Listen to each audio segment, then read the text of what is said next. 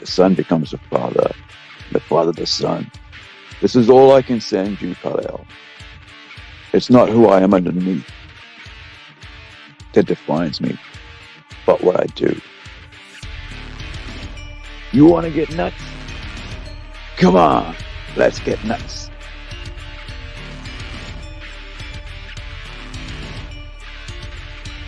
Just because someone stumbles and loses their path doesn't mean they're lost forever.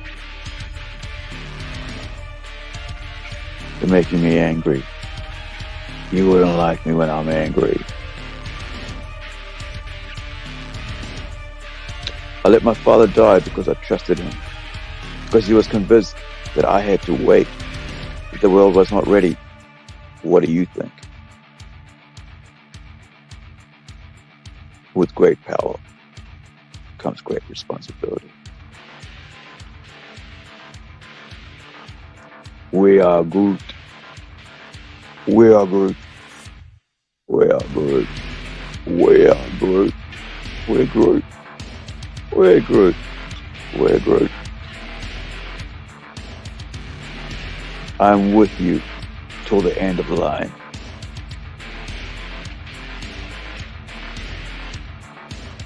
Tell me, do you believe? You will.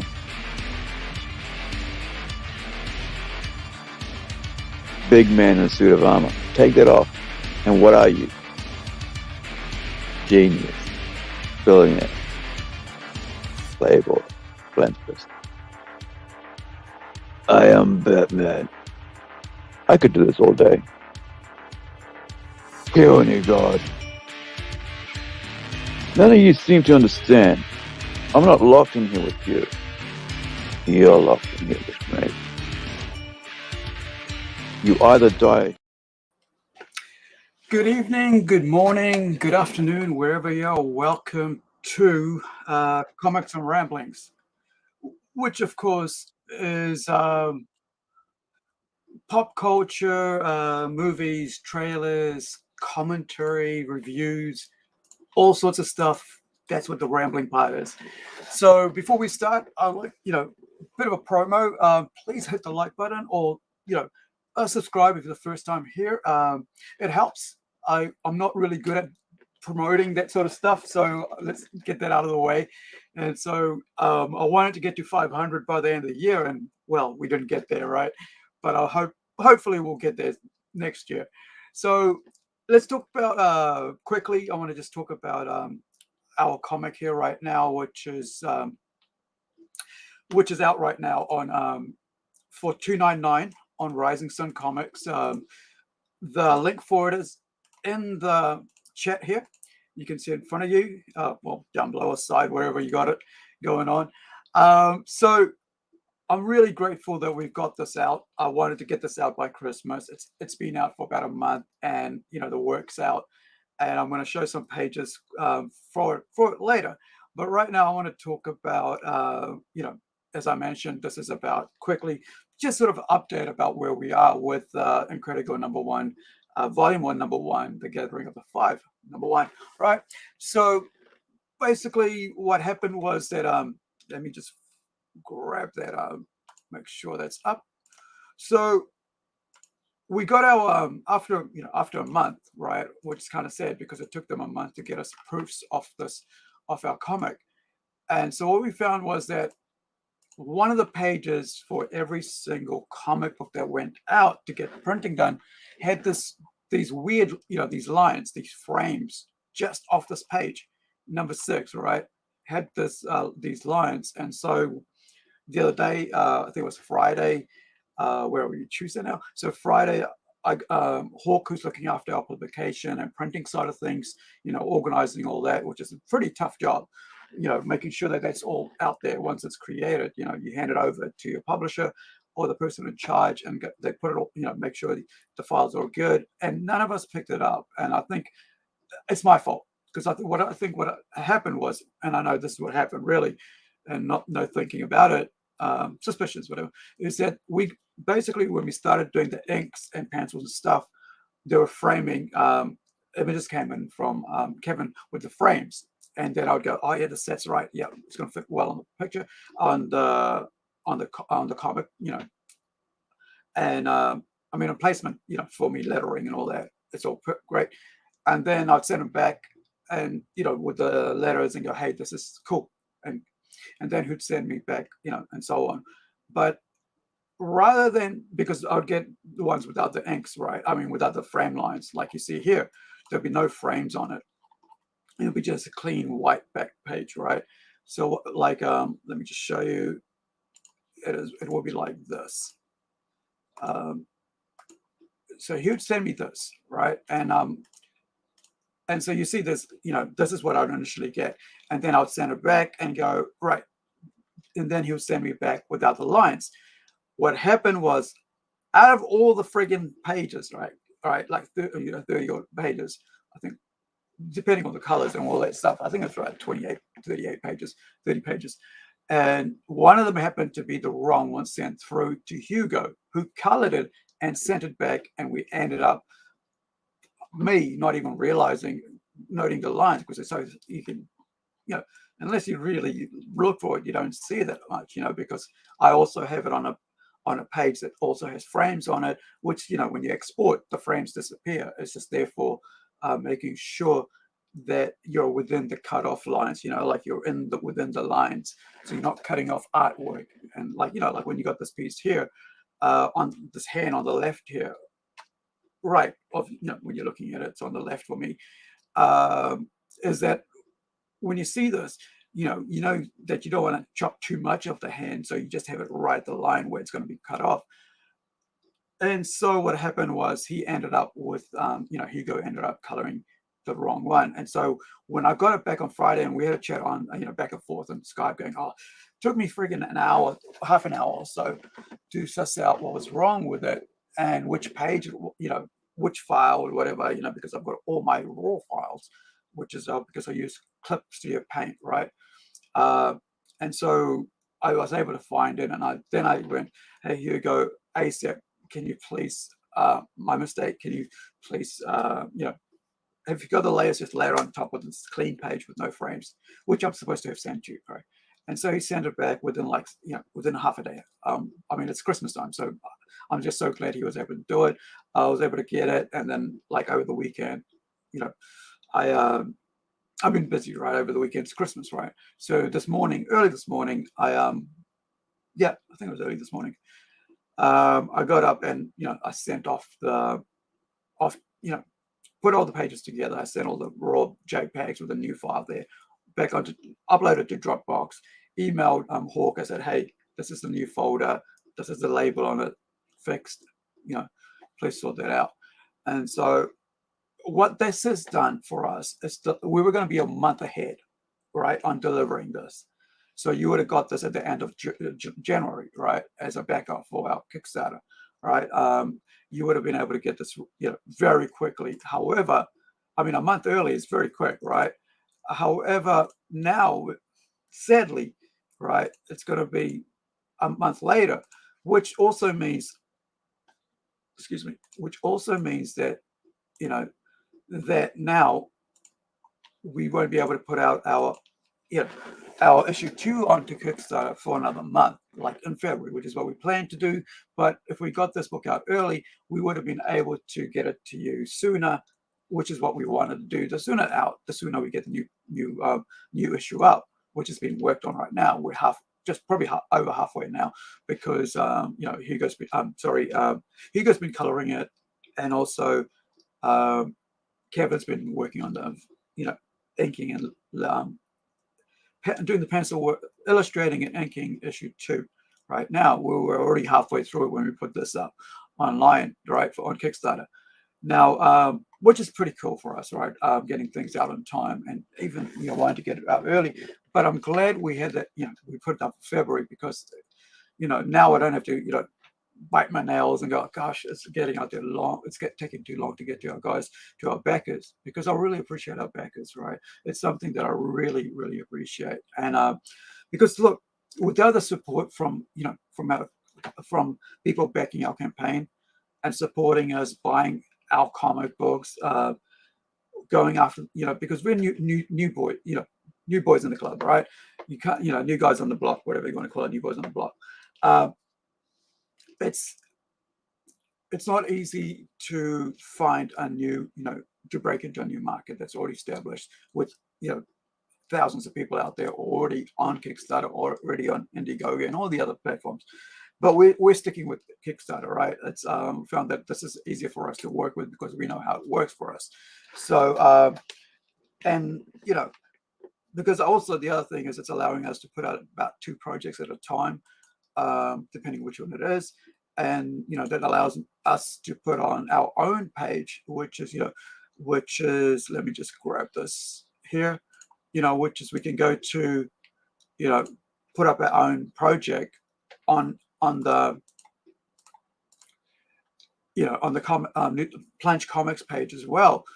Where are we? Gosh. On this one here, where we're getting ready for, for Robot Nation to go out as well. Let me see, is it on stories or what's it doing?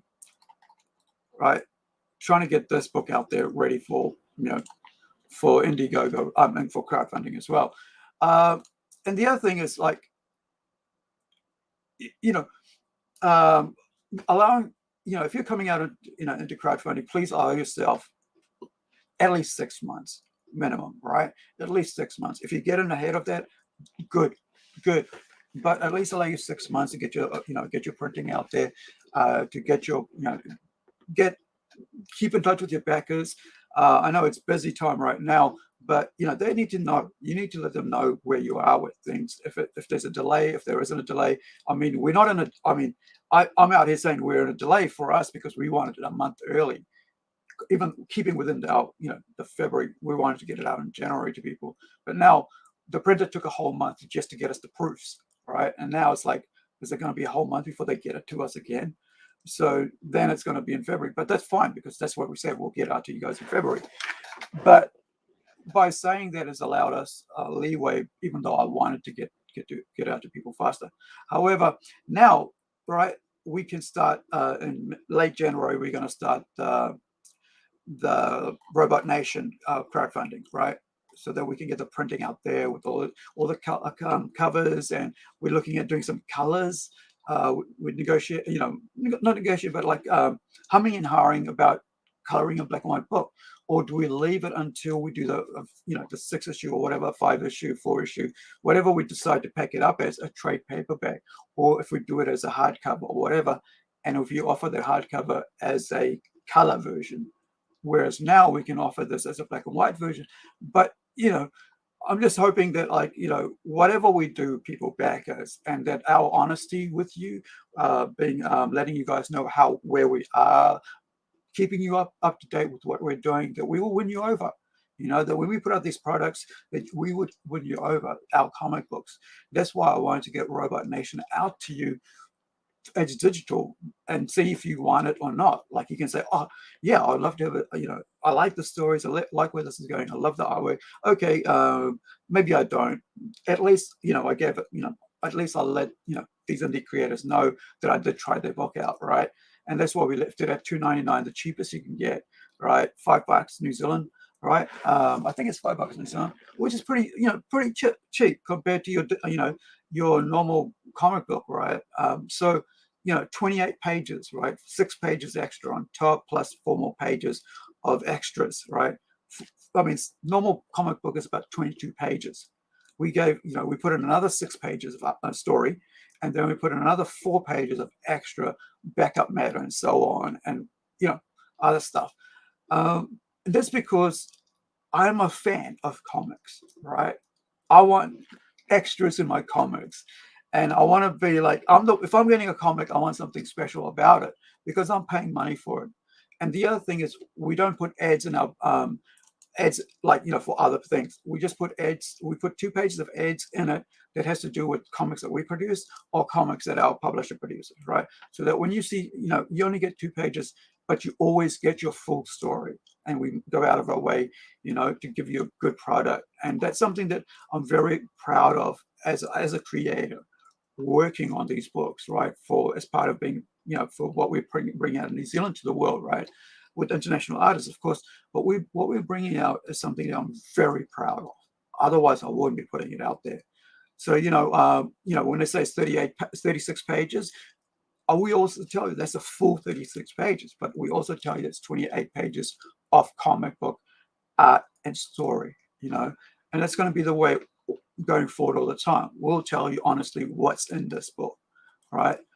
Like it's why I named it, I always come out and say, hey, it's a mature reader's book. Robot Nation is a mature reader's book, because I don't want to, like, later on people going, oh, why did you have this in there? I thought it was for, all ages or teenagers. No, I want to be honest about what we produce, because I want to win you over, right? I want to be legitimately win you over with what we're putting out. When I say it's good art, I want to show you the good art it is, right? I'm proud of what we're doing here. This is just a tiny little panel. When you have a look at something like that, it's a whole page there. And, stuff like this, you see some amazing artwork from our artists come out, and I'm just so proud of all this stuff. And the great thing about this is that I get to see my artists create new characters, new worlds for each story I create. And that's sometimes it can be pretty tough, right? Coming up with new characters every single story, because remember, this is an anthology type series. So like when you get to like 4 issues, you'll have a whole bunch of complete stories in there. Some will be 40 pages long, some will be 20 pages, and some will be 5 or 6. All right. So I just want to make sure that you guys know what we're putting out is what we believe in. We're 100% proud of what we're putting out. I know I am, right? And because the creators with us are doing a huge amount of work, out there, putting all this out there, So yeah, that's all I got to talk to you about the comic side of things. Now, I want to talk about, hey, now I've been thinking about your name, Nugget. Welcome, dude. Merry Christmas, brother. Boxing Day, right? I'm going to be running downtown later and seeing what's out there. Mom gave me some money for Christmas. I'm going to spend some money, but I also, dude, talking about spending some money, I bought Spawn, right? Check this out. I bought Spawn through Trade Me, right? Where are you? Let me just grab this. Since we're Kiwis now, Kiwis here, I'm going to show you something. So I grabbed this. Hey, go back and show me what it is. So $16. I grabbed this off Trade Me this morning because I was looking at Spawn and stuff. Hey. Shit. Oh, here we go. I was going, why is it showing my public stuff and not showing, Check this out. DVD. Complete collection of Spawn. I realized I didn't have it. I was looking at some figures this morning, trying to see what I wanted to buy, and also learned something new as well about Spawn Mandarin.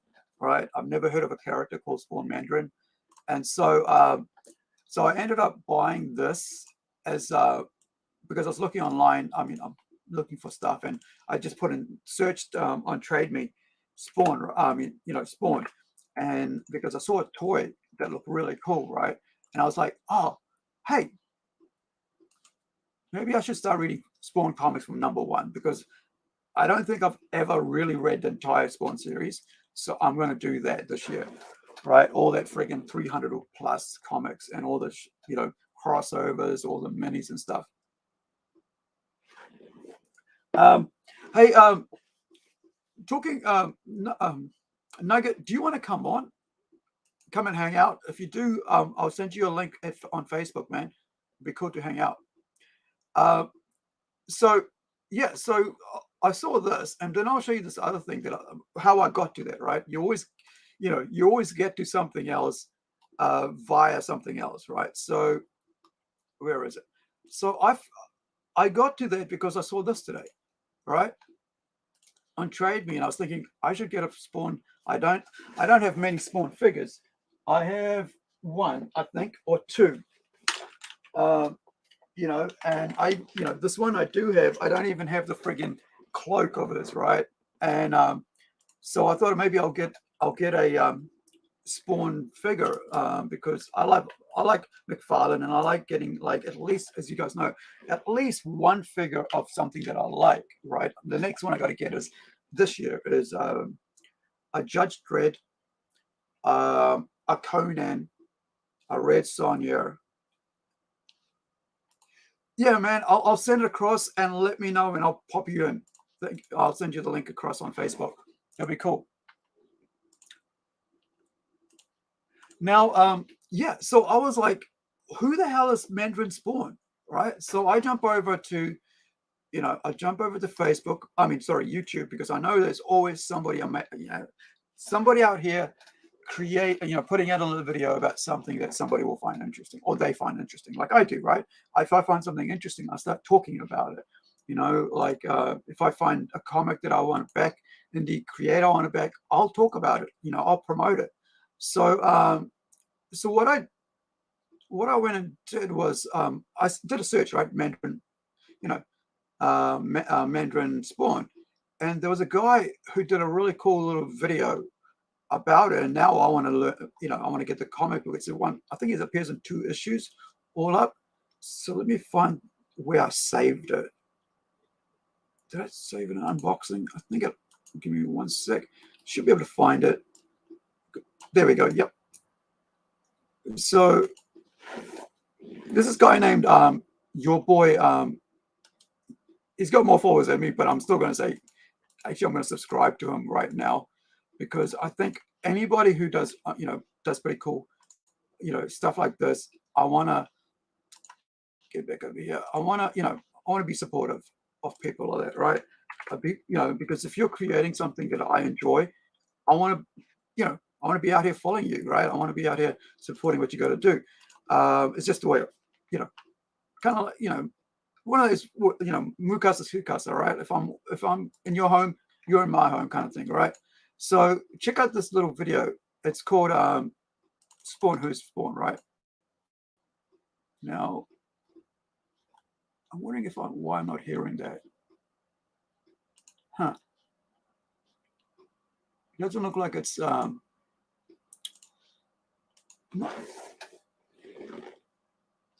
It's weird. Let me play something else. Right. So. Hey guys. Oh, there we go. My bad. Right. So this is the video. This is the name of the video, right? So this is Blind Boy 42, and I'm gonna put myself down here, and this is the Bly Boy, and today we'll be going over the character of Mandarin Spawn. Since we already went over Gunslinger Spawn, I said, you know what, let's go over Mandarin Spawn because he's not as well known as Gunslinger. So Mandarin Spawn is a very tragic character in my opinion. It's very sad what his life was, but in the end, he gets what he deserves. He first appeared in Spawn number 165, and this was a one-off story, but I'm hoping he returns at some point.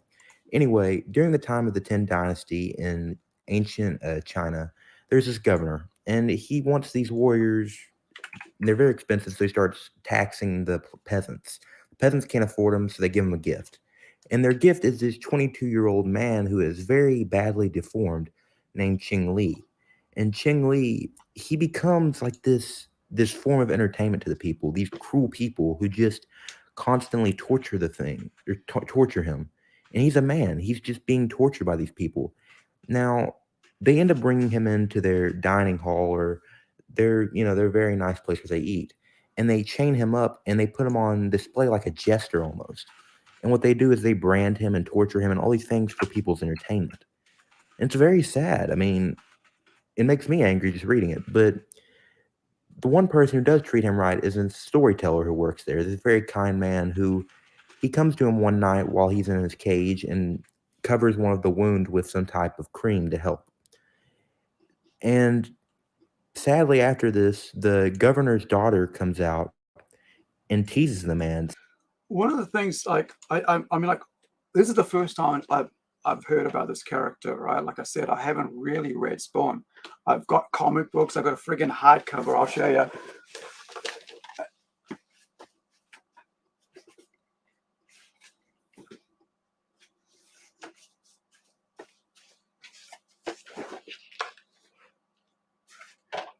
I've got the hardcover here, right?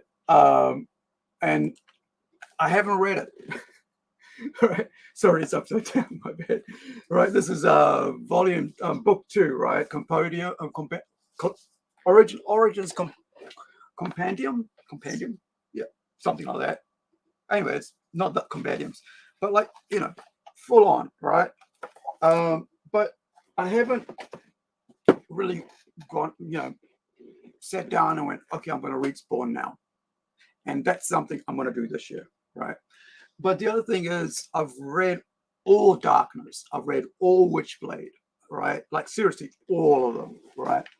And so I need to read Spawn now. But the other, I, not knowing these characters that have been around for like 300 issues, right? It's kind of, I think for me, it's kind of sad, right? That because I have two copies of Angela, right? Who's now Thor's sister, right? Something of Hell, whatever, I don't know, Angela, Guardians of the Galaxy, whatever thing. But I have the original comic books first appearances, both of them, right? I actually have her over here. Where is she? Over here somewhere. There she is, right over here somewhere. Like I said, I need to get a longer. Friggin' there she is. Right, I need to get a longer cord for my headphones. I realized today it's only this far back, and that's all I can go. But I do. I mean, who was not to appreciate what Todd McFarlane has done for comics, right? I think him and Frank Miller are the most dedicated to the medium of comic books that I know, or that I'm aware of, that I can appreciate, right? And I think, and they're always honest about what their place in the things, right? And in this grand scheme of things, right? And watching this video made me realize that I should be reading Spawn. I know a friend of mine who's a big fan, and he actually wanted that, and I ended up not giving him that because we were going to do some swap season. I was like, no, I think I'll keep that one, right? Because this is a time when I was like having my comic shop, and needed, when I was selling and stuff, and I was like, some comics can go, some can't, but I held on to that. Now I need to get book 1, right? And then start creating book 2, book 3, so on. And I was actually looking online on the auction site, like here on Trade Me in New Zealand, as I showed you before, right? With having just bought this the Spawn, I'm looking at getting this because this is why we're talking about the video, right? Because I didn't know this character, and I love the amount of stuff that's coming out with this, like this, because I'm into weapons. Like seriously, one of my friends became a friend of mine because he saw me drawing a gun, like a pistol, a Glock. That's how he became my friend, my best friend. And he's been my friend for the last friggin' 94, right?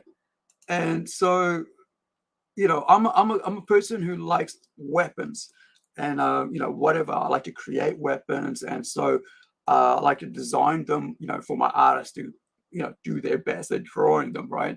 That's why you see this amazing, this huge gun on the cover of. Let me just grab it. Where are you? Right here on the cover of is it going to be bigger for me? No, it's not. It's very small. But I'll show you a bigger version of that soon. But as you can't see that there. Apologies for that. Let me see if I can bring you the bigger image, because this one thing I love about creating sci-fi art or sci-fi comics is I get to play around with futuristic stuff, like with weapons, ships, the world, houses, what they will look like, the things that you just end up building, because it's here we go. So it's just it allows me to just be creative. Doing comics is the most creative thing I can think of doing that involves other people and not just me. So it's not all about me when I'm creating comics. I'm looking at, you know, what my artist can deliver, right? You know, what like, here you go, there's a gun. Hopefully that's showing up really well, right? Let me pop down here. So you can see there, right? Actually, she's actually at the back there, but like, you can see this huge gun. And I wanted to design this, you know, it's a Gatling gun kind of thing. And it's based off a Nerf gun. And the reason I wanted to make it off a Nerf gun is that if somebody ever decided to cosplay as this character or any of the characters from Robot Nations, they could actually make their own gun, right? You know, make it look like that from just getting a, you know, whatever secondhand or brand new Nerf gun that looks like that. I don't know what it's called, but I have one. Right, so I went and touched it up and redesigned it. I said, I'm going to put this extra bits there, and then I go, hey, Francisco, you know, can you please do your magic, right? Bring your creative magic to this. And he brings his creative magic, and I get to see this amazing, you know, work of art, you know, on this gun. I mean, just look at it, you know, all the details and stuff, and then you got Hugo here coloring it in, bringing her to life. You know, and just the dimensions, the tones, gradients, and so on.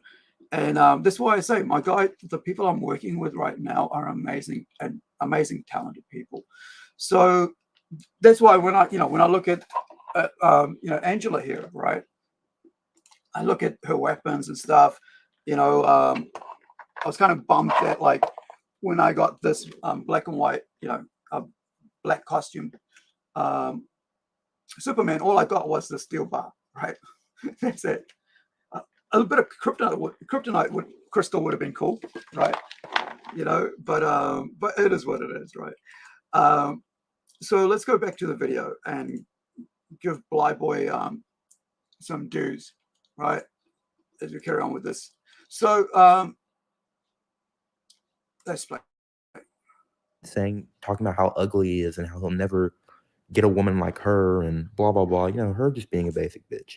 Anyway, this is just, I know it's a tragic story. We're getting to it. But anyway, the next day you have Ching Li. He's chained up once again. But this time, one of the guards makes a bet with the governor. I bet you this money on a horse that I can shoot the guy blindfolded. And that's exactly what he does. But he ends up shooting him in his soft heart, killing Ching Li. That night, while the storyteller stays with the body, he's met by a man who says, "Hey, I'm a servant in Malboja. I can handle this. Don't worry about it." The storyteller walks off, and he hears the man tell him, "I know what you dream, and I can help you achieve that." The man disappears, and that was the end of it. The next day, Ching Li's body is left up in a cage to rot and stay on display, still being disrespected even in death. And that's when a warrior rolls up to the gates and tells him, "Look, I want to be part of your army. Bring me your best warrior, and I will fight him to prove my worth." And the governor's like, "You're crazy." So they bring out their best warrior, and this guy mops the floor with him completely. This is Mandarin Spawn. And what he does is he completely impales this guy and then slices off his arms. Look at this, the way he turns him into slices off. And what he does is he look at that design, right? So much detail. This is so cool. We'll be talking about an anime soon, and it's called where are we? It's called The Demon Sword Master of Excalibur Academy. Right. So let's carry on with this. And what he does is he completely impales this guy and then slices off his arms. He turns him into sushi, basically, because this is just a very brutal, you know, killing. But anyway, after this, they invite him into the dining hall, where it's revealed this is Chang Li, but no one knows who that is except for the storyteller. And when he realizes this, he's like, "Oh, crap." Chang Li then cuts off the daughter's head, and things really pop off. He starts killing everyone in the dining hall. And it's funny because the guy asks him, "Can you remove your mask?" And he's like, "Yeah, I'm not going to do that because I'm terribly scarred from my enemies." He said, well, you know, me and you say the same type of philosophy that if someone scars you, they should be killed and should be shown no mercy, which is ironic because this is exactly what Mandarin Spawn does. Is he murders all of them except for the storyteller, and he also doesn't murder the governor for a very specific reason. He wants the governor to feel the same way that he felt. And so what does he do? He puts him in the cage that Cheng Li's body was put in, and he's left there to suffer for the rest of his life. Legend ends with him going back to hell That's a cool image. and by his side. Legend Look at ends that. with Oh, went too fast. Look at the details on that, man. I think this is one thing that I think that draws people to Spawn. Not only because, you know, in the 90s when it, you know, popped off and stuff, had a live action movie. I think it was MTV who did like I know, and I need to get that. I've got the digital stuff, but I need to get the actual physical DVD box set of the Spawn collected, you know, anime series, right? Because it's Legend ends. he goes too fast. Come back here. Hold on. Legend. Look at the details, man. It's just, I love the contrast because it's got gold, black, black, blue, whatever, and then red. It's just such an amazing contrast here. Ends with him going back to hell and by his side. And the bat here on the left, right? I mean, I'm looking on the left. It's probably your right, but I'm looking. You know, just the bat and everything. The detail. The beautiful woman, and they make love passionately, and that was the end of his story. But he did make a brief appearance in Spawn 297, but we haven't seen much of him. Hopefully, he shows up later for the stuff going on with the Spawn universe. And since there is a war coming, you're going to need as many Spawns as you can get. And Mandarin Spawn, he's a good choice, good warrior. So yeah, if you guys enjoy the video, please leave a like, comment, and subscribe, and I'll see you guys in the next one. Yeah, man, good job, Bly. Awesome. Yeah, I saw that. You know, like I said, I just put a search in who's Mandarin Spawn, right? Didn't even have to say who's Mandarin Spawn. Just had to go Mandarin Spawn, right? Don't know it. Now I know him, and now I like the character. And it's only a one shot story, like, and then of course he said he appears in that like another issue right at the end there. But you know, I think like everybody's like, who's the next Stan Lee or whatever. I think Todd McFarlane is Stan Lee, right? He's, you know, I guess he's out this generation Stan Lee, right? And because he's a great salesman. He knows how to sell, right? That's one of the best things about it. And of course, there was something like, there's a video out saying, you know, how he went broke and then how he got back at, you know, got back into it again and made back his money that he lost. And I think this why I think whenever Frank Miller, you know, speaks about Batman, I'm listening. Whenever you know, Todd McFarlane speaks about the comics and how to be a better salesperson or whatever, you know, do what you got to do out there, I'm listening. And then when you know, Mark Miller is talking about the industry, I'm listening, because these guys really love this, and you know, the industry that I'm in. And I think, you know, if anybody should be listened to, it's those three guys, right? And you know, it's sad when people are out here just kind of like, you know, oh, they don't matter. They're the old, you know, the old white guys kind of thing, attitudes towards them. It's like, well, what have you done lately? Where is your creation in the grand scheme of things? Will people remember your name in 100 years, right? In 10 years, 20 years? Will they remember you? You know, and this is what it always comes down to. Is like, what have you added to this, you know, to the world, right? What have you left behind when you're gone? And I think a lot of times it's, you know, people just come into life and then leave without making an impact. So I kind of like miss not being a parent in that sense, because like I would love to have been a parent. I mean, I got divorced like about 13 years ago, right? And I always wanted kids, and almost had kids, right? And then so on and so on. But I think one of the issues as a male is like, you know, what is that like? You kind of always want to pass on your legacy. I mean, where am I going to? Who's going to get all this, right? So what I've decided, who's going to get all this, is basically my my niece and nephews, right? My niece and nephews will get all this. If I don't end up selling it before I pass on, right?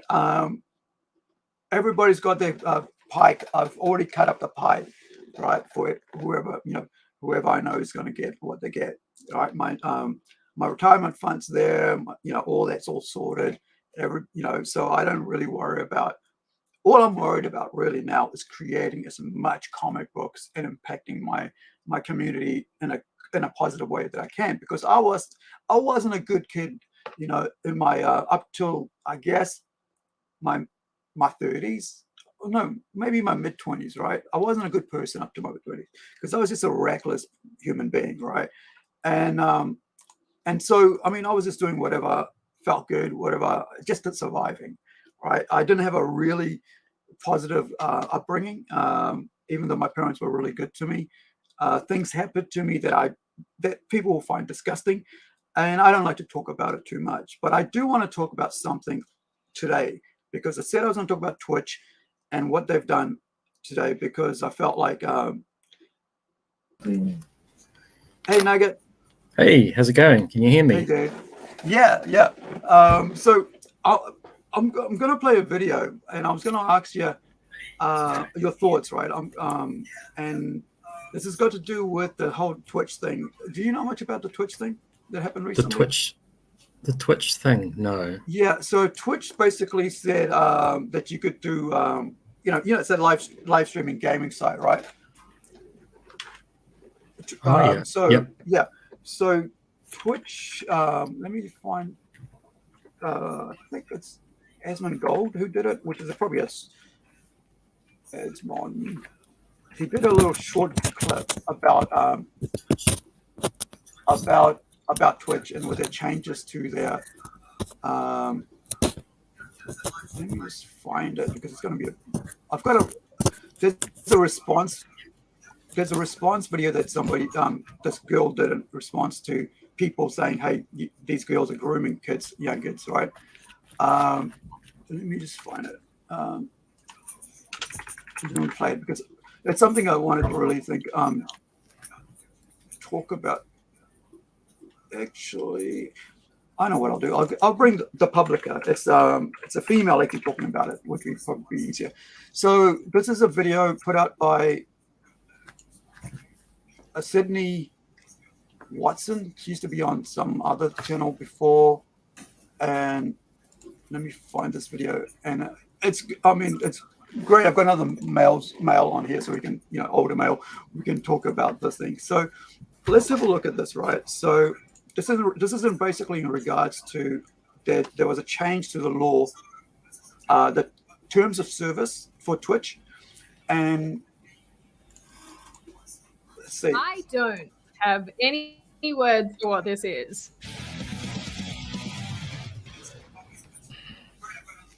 Hi, my name is Sydney. Welcome back to the Publica. This is obviously going to be my last post before Christmas, so Merry Christmas to all of you in advance if you partake in this particular holiday. And if you don't, well, enjoy your Monday. Or whatever. Now, at this point, I am sure that almost all of you are familiar with the streaming platform Twitch. It is a very, very strange place where women sometimes simulate sucking your ear hole.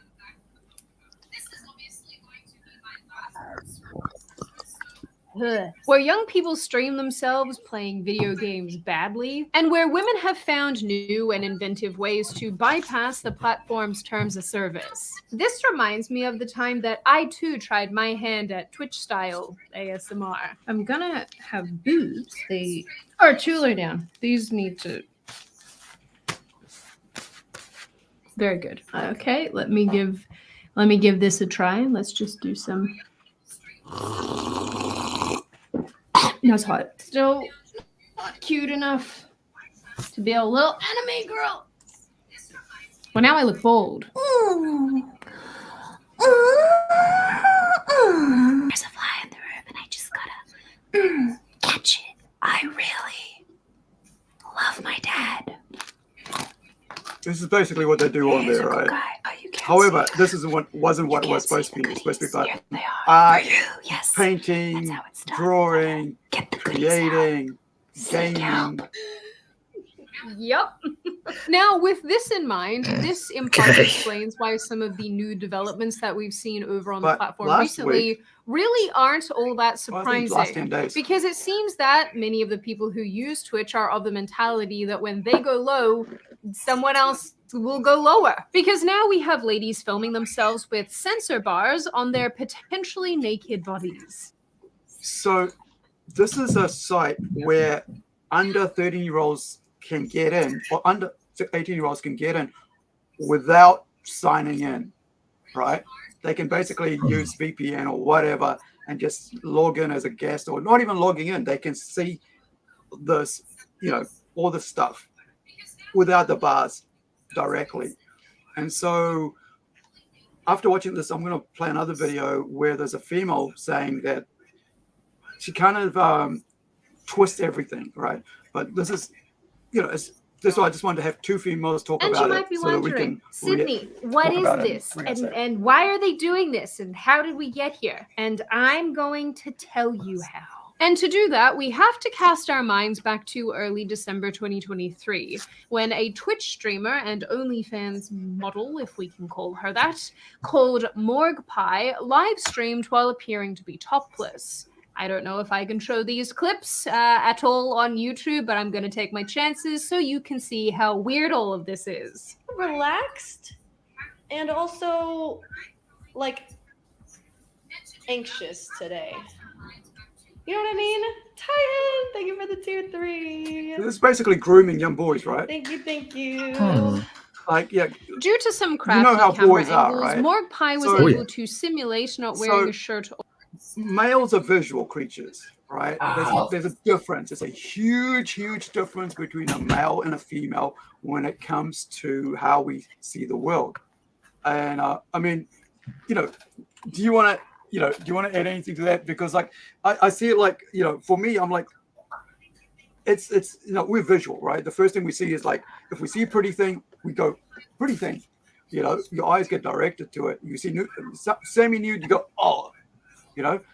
And this is where, so they did the thing where they decided if it's done in an arty way, yes, you can do this. So that's what they're trying to do here is like, let's put black bars across it, or like pretend that we got nothing on, and then the boys will give us money because they're simping for us, and now you're raising a whole generation of kids who are basically who are like, if we give money, people, girls will get undressed. So imagine that when you're at school, right?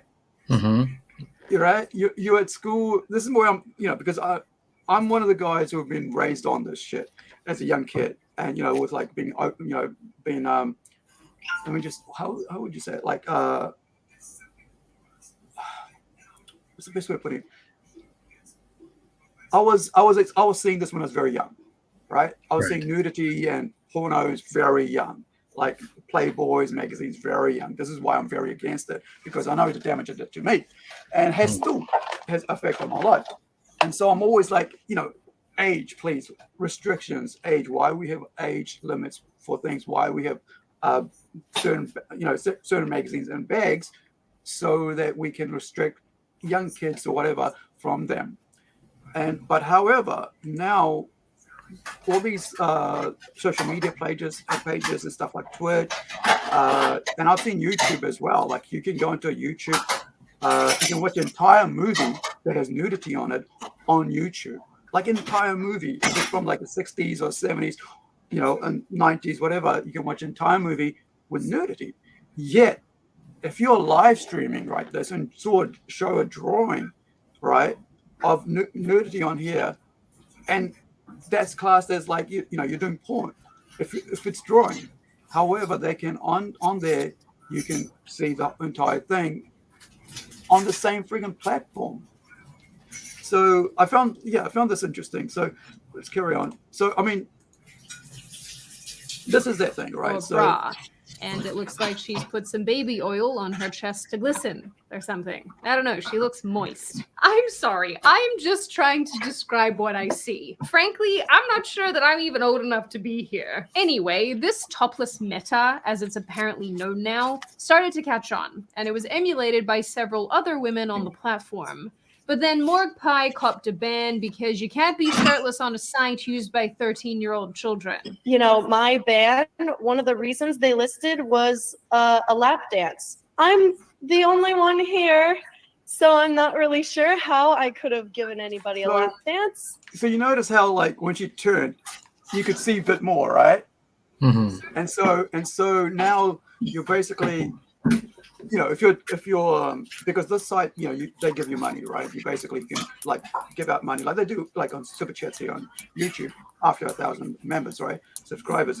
But like on Twitch, you can just basically give out money, and of course that encourages the streamer to go, oh yeah, okay, I'll just do a bit more swinging, right? As long as I don't show my nipple or, you know, areolas, whatever, it's fine. I won't get banned. But of course, you know, when they do give them bans because they're high earners, they don't really give them bans. It's like a 24-hour ban, or it's like you can come back on and get away with it, right? And so on.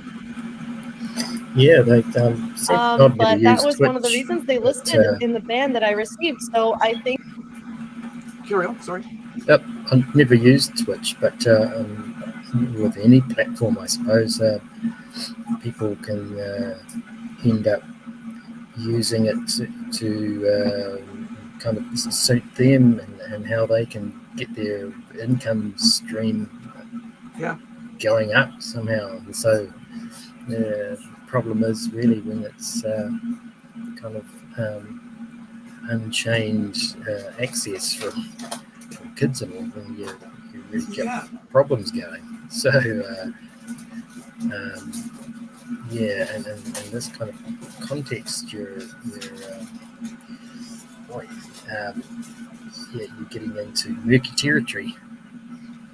Yeah, and like the thing is, like, this is for a gaming site, right? Like for 13-year-old boys, right? And you know this is when they're coming into puberty, right? This is when all their hormones, they come out from going, ew, icky, girls are icky, you know, girls are gross, to, oh, you know, they got boobies, you know, and whatever, I want to see as much as I can. You know, I remember one of my, this is not something I didn't do, but like there's a friend of mine who basically said, when we're up, you know, when you said like when I was a kid, I'd have like glass, like a mirror, little piece of mirror, glued to the top of my shoe or my toes, right? So I can look on the girls, you know, and he's like a little, you know, he's like a young teenager, pretty. When I, you know, so I've girl skirts, right, and stuff like that, because that's the way his brain works. It's the way males works. They want to see more, want to see more, want to see more, and so this is the whole thing behind it. Is you got all these females out here who are saying, well, if you show a bit more, we'll get more money. If we show a bit more. Now, of course, you got OnlyFans, which is, of course, R18, yeah, full on, you know, all that. But I mean, this is a site where young people hang out because they have their favorite gamer and favorite artist. I mean, I think it was like early on when I came back, you know, to social media, I was watching Twitch for artists, like watching them paint and stuff. And I was actually thinking of doing that myself. And then also when we started streaming again, I was like simulcasting on Twitch as well. So you could, you know, the interviews we're doing right like now, the discussions would be on Twitch as well. But the thing is, you know, the last 2 weeks they changed their you know, and they banned a lot of people because of that change to you know, what is artistic nudity, right? And it's like, how do you define it? Is it where like you're, you know, because we always say like, if it's painted, if it's drawn, then it's art, right? It's got to have some sort of like, you know, something like that to it. But if it's, and I guess cosplay comes into that as well. But if it's just you sitting there nude or pretending to be nude, also that you get paid, well, that's pornography, right? Why aren't you on OnlyFans, you know? Because it's flesh and blood. And I think that's where it kind of like feels like it's crossing the line, because it's actual grooming. I feel like it is grooming, because you're basically, if you've got a 13-year-old boy and you've got an 18-year-old girl, or in her case, she's probably over 20, right? Sitting there going, yeah, send me more money. You'll see a bit more, you know? Yeah. You know, and it's like, why, you're prostituting yourself. Basically, you're prostituting yourself. Now you're just basically a prostitute, right? And the only people that are going to follow you is the boys, right? Because that's what the boys want to see more. And it's basically you're grooming these boys. And now I want to leave this one here. I'm going to show you this other video, and it's from another female who is talking about it, who has an opposite view to us. I mean, view to the Cindy Watson there, right? So this one here, where are we? Let me go to find the right one. No, it's not that one. I think she. Where did you go? Oh, here we go. Here it is. So this is. Good morning. I'm going to stop that. But this is Rose Queen 1, right? So she's a. I think she's an artist or somebody. No. Right. So she's a. You know, she's like Lakota Sioux, right? So it's a Native American Indian. So she's putting out this little clip from Macarandum, who I used to follow, by the way, right? I thought she was quite interesting. She was talking about pop culture and stuff. This is like about 3 years ago, something. So I haven't seen anything about it because she came out and said something, and I was like, that doesn't seem right to me. So I haven't watched anything of this again. Now, so this. You know, it wasn't my feed. That's all, right? So she says here, yep, she's defending adult woman preying on preteen and teenage boys. I was going to put a repeat response, quote post out, and I just didn't know what the right words to say, so I thought I might as well do a stream on it, and this is what I'm doing the stream, right? So this is what Mecca says here, right, about the whole thing, and it's a weird take. Good morning. Anybody who has a problem with these girls taking off their clothes on Twitch and they're like, oh, you're defending a pedophile if you don't see a problem with it. I want you to all renounce Catholicism, Christianity, any entertainment, anything, because they're all pedos. They're all horrible. You need to burn every single comic book you own, every single piece of entertainment, every movie. You need to get rid of all of it. You need to get rid of all the clothes off your back. They're all made by children. Yeah, you need to smash your iPhones, all of it, every single one of you. You need to stop being so uptight. I am sick of this. Yes, I will defend these pedos because what are you going to do about it, bitch? Isn't it weird, right? Totally left field, right? Yep, what that's about the other end of the what spectrum, about the yeah. church? What about religion? What about your comic books? What about your movies? We ain't talking about all that stuff. We're talking about Twitch. Right? We're talking about these people, right? And these ladies here preying on teenage boys, as another female said, right? I don't have to go and say my thing, as another and she's like, put it out, get over it. It's like, okay, yeah. And someone here puts down like, this is a new low, and this is a female, right? Is that a female? I'm not sure.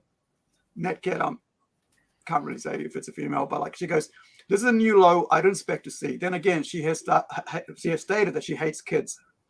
Okay, so yeah, I think she doesn't hate them. It's something worse, right?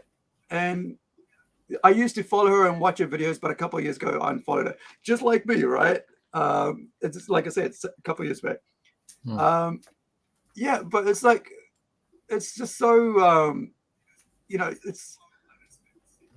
Yeah, I think it's getting to a point where, like, they don't realize that guys are different. Our minds are different. Boys' minds are different to girls. We are freaking different. We're biologically different. We're not the same. We don't feel the same. We don't think the same. We don't use the same words. We don't react the same. We don't behave the same, right? We don't have the same build, right? We don't have the same sex. Or whatever, we are different. Everything about us different, right? And so when it comes to stuff like this, nudity and all that, we behave differently. And then, like I was thinking, like, if we, that's why I was thinking, like, okay, what if basically they're raising a whole generation of kids to think that that money will get you everything, right? Like, and imagine, like this, I was saying earlier on, like imagine young boys now thinking, growing up, that hey, we already know this problem with like children sharing, photos of each other and people getting bullied. Say, boys, like their boyfriend, girlfriends getting revenge on each other by taking nude shots and passing them around. People getting their lives destroyed, and especially young kids are very susceptible to that sort of stuff and easily groomed, right? And into doing certain things because their minds aren't mature yet to understand. They can't differentiate between what's right and wrong. And then you have this, right? You have someone like this. She's got a lot of people following her on her YouTube channel, right? Coming out saying, I will defend pedos. Okay. So, we'd like to see your friggin', whatever, what else are you, but I just feel like when you have females who have no idea how the brain of a male works and how the child works and saying stuff like this. Especially when they're younger and developing, it's, I went through a boys' school and it wasn't healthy in the boys' school. It was pretty much better if it was mixed. But it was years ago. But yeah, I'd recommend mixed schools for everyone. Perhaps they say girls' schools are better for girls and mixed schools are better for boys, I think. But on the whole, mixed schools, I think, would average out better for everyone. Yeah, I think because by being around, the opposite sex, you're getting to understand how you should be behaving in society, right? You'll get called up if you're doing something stupid. You get called up, but like if you're, if you're getting called up, obviously there are people out here that understand that this is not right. This is not, this is our thing. I mean, we can't have this sort of behavior on a platform that's saying that should be 13-year-olds can get on, right? That's the very, very start of you, like I said, from going from icky to all girls, because that's where your brain sort of like switches over, and males' brains develop very slow compared to females because it's just the way it is. It's biology, right? You can't. It is what it is. So when you get females speaking like this way, where like it doesn't matter, that's because they're all saying, well, get them while they're young. So by the time they're all screwed up when they're young, now they're behaving a certain way that they think money will get them to get what they want, right? And then you see a lot of, and you see the behavior out in what they call the RL streamers, in real life, people who are out there like taking their phone around and they're filming themselves doing bad things to people. Like there was a guy in America. I mean, I stand in a place where people can't really knock me because they don't know enough about me to come out at me about that, Justin, because and they might think whatever, but they don't really know me enough to know which side, and only my closest friends know where I'm at. So I'm not too afraid of these people, going their own way. That's why I back Gates Against Groomers, and I always have. I share their thing, like I'm there. So I think if you now I lost my train of thought. So what was it like? The prank people, right? The prank people. So earlier this year, there was a black dude going around punching people, right? And then he got to court because he got arrested for violence. Oh, I was just trying to prank. I was just being funny. No. That's not acceptable. Right. Yeah, you're knocking out people. That's not normal behavior. We do not accept in society. But the problem is you have all these people here encouraging them, and on YouTube, on Facebook, and all their live streaming, Twitch, whatever, encouraging them by giving them money, 50 cents to do this, 20 cents to do this, and they think, oh, okay, $1, $10, whatever. whatever the price is, right, to something nasty to people, and they're getting encouraged to do that. And now you're seeing same thing in the a platform like Twitch doing the same thing, going, if you do be artistic nude, then you'll get more money, because Twitch doesn't care about what's happening to society or to these young boys, the whole generation. What is happening is they want more money, right? All they care is a corporation that wants more money. Yeah, certainly makes the world spin faster. Sometimes that's a good thing, sometimes not.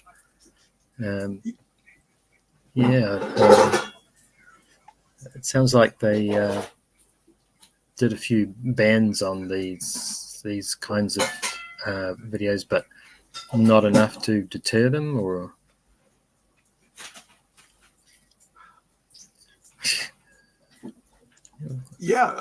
hey Justin, if you want to come on, come hang out. We'll be talking about more about Christmas and presents and stuff like that after this bit.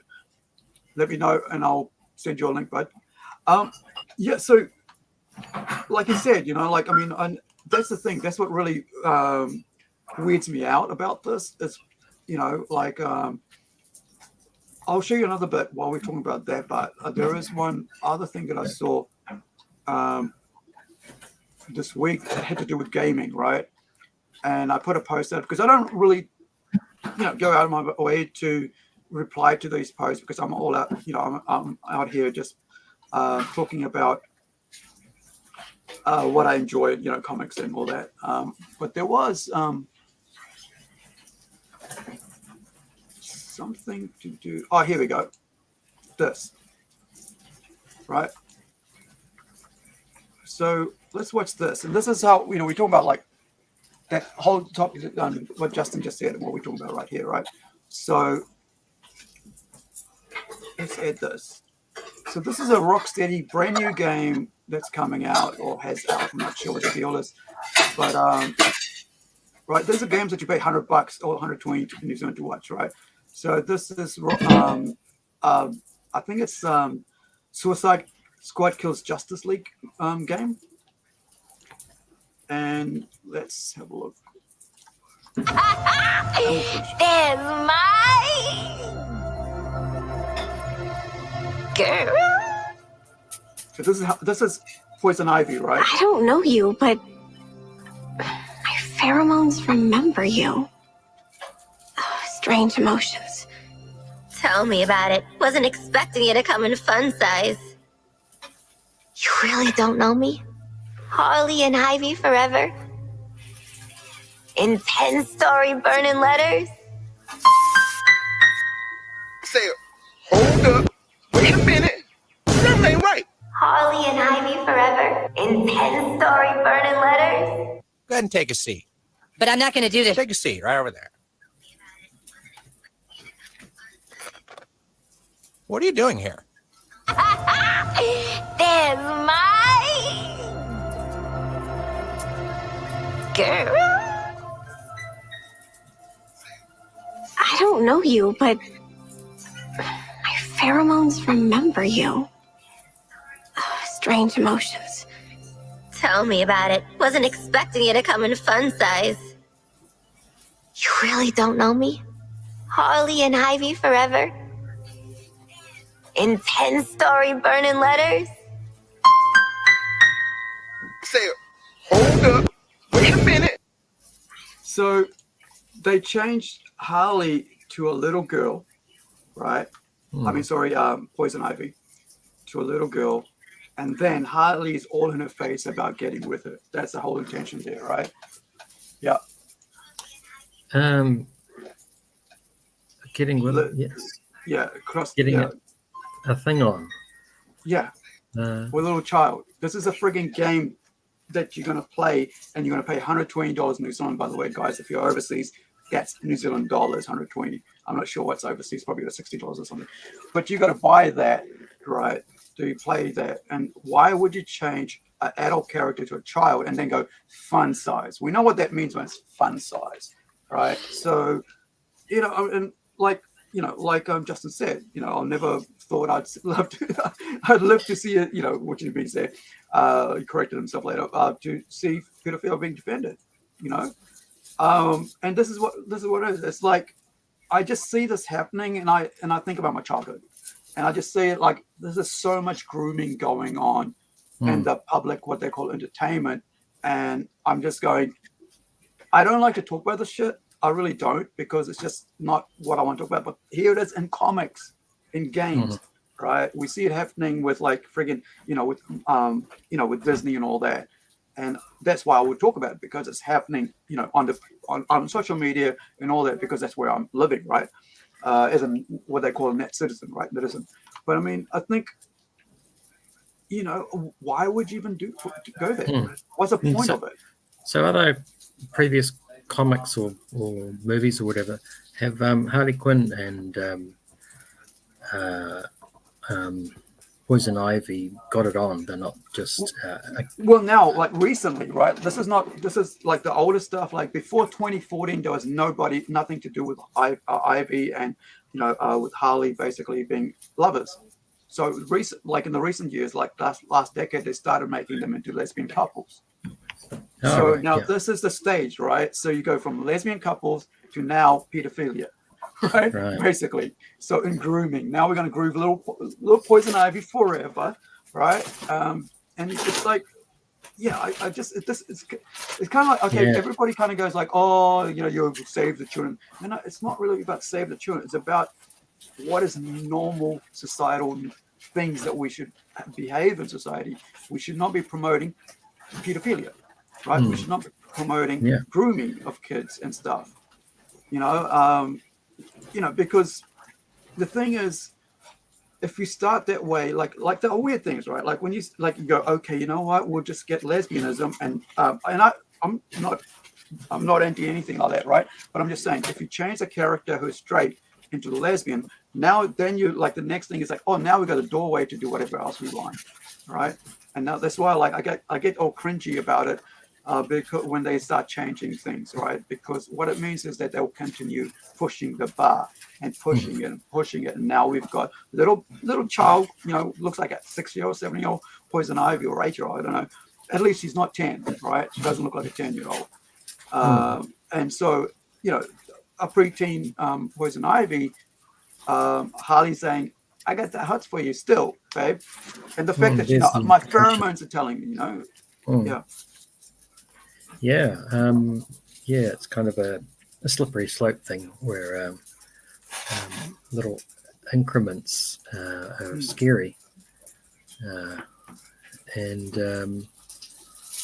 it can almost be sort of what do you call it? It's plausible deniability by saying, "Oh no, that's nothing to do with that." Yeah, no, that's she's just using wordplay for laughs to do with, but it's intent is everything, and context. So I mean they can hide behind a lot of things by saying it's a content and, you know, intent of where, you know, you don't know what we were thinking when we were doing that. But it's like when you use it in that, like there's nothing else you can do, right? Like a lot of people are saying like, what is this? You know, what is the intent of it? Like there is not, you know, we can see openly what it is. It's basically you're saying that, you know, well, respect what you're saying, but the reason is why is it there in the first place, right? I mean, the thing is, why is it there in the first place? Because, you know, and the other thing is, these are games played by 15-year-olds, 16-year-olds, right, and upwards, and some, depending, you know, what the rating is, younger people, right? Well, I love our rating system in New Zealand. It's very good. I love our rating system because, you know, we go, okay, 15, we know mature, right? 18, we know where we at, you know, and like 13 plus, parents got to be there, right? Or general, it's fine. Whereas now it's like you got to go Disney, PG, parents got to be there, you know, parental guidance on everything now, you know. Well, let's finish up on that and let's just talk about Christmas. So how's it Christmas going? Something good, fun? Oh, Christmas, take it easy with the family, and nothing spectacular, but had a great meal that we ate too much of yesterday, and then spent a few hours recuperating from that. Yeah. The same old. Some more leftovers for today, so that's good. Yeah. How about you? Oh, I just cooked a big mean steak yesterday, like friggin'. Oh, yeah. Oh, no, because like we had our Christmas with our family on Saturday, right? So with my sister's family and stuff, we had mum and dad were there, so we had our my sister went overboard, like really all of us basically just went hard out for food, and so I got some good stuff. I got a Batman hat and I got this, right? Oh, yeah, Just check some. 1 sec. I know what Auro likes. Toys.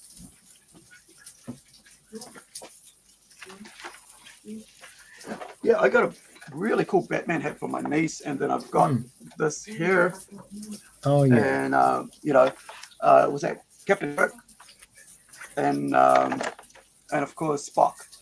I've got a whole display set up that I got to put together with like with all my Star Trek stuff. Oh, yeah. But I don't have room, so it's like really hard to display anything in here. What did you get? I'm saving up what I'm getting. Didn't have anything requested, and the standard thing is that I'll save it up. I'm going to get something really sometime, and so I'll just throw in cash in my chips one day and get one of those more expensive things that Right. are not quite appropriate for just a little Christmas present. Yeah, I think we get into an age where we've got to realize we want something that's a bit more, substantial, right? And how you, or rather than just like, even me, I'm like thinking like, do I continue buying toys all the time, figurines, and I'm running out of space anyway? That I got to put them in the friggin' containers here, right? There's about 1, 2, 3, 4, 5, maybe. Oh yeah, 6, 7 containers like this big, right? You can't really see it, but like full of toys in their packages still. Right. And you're keeping them mint.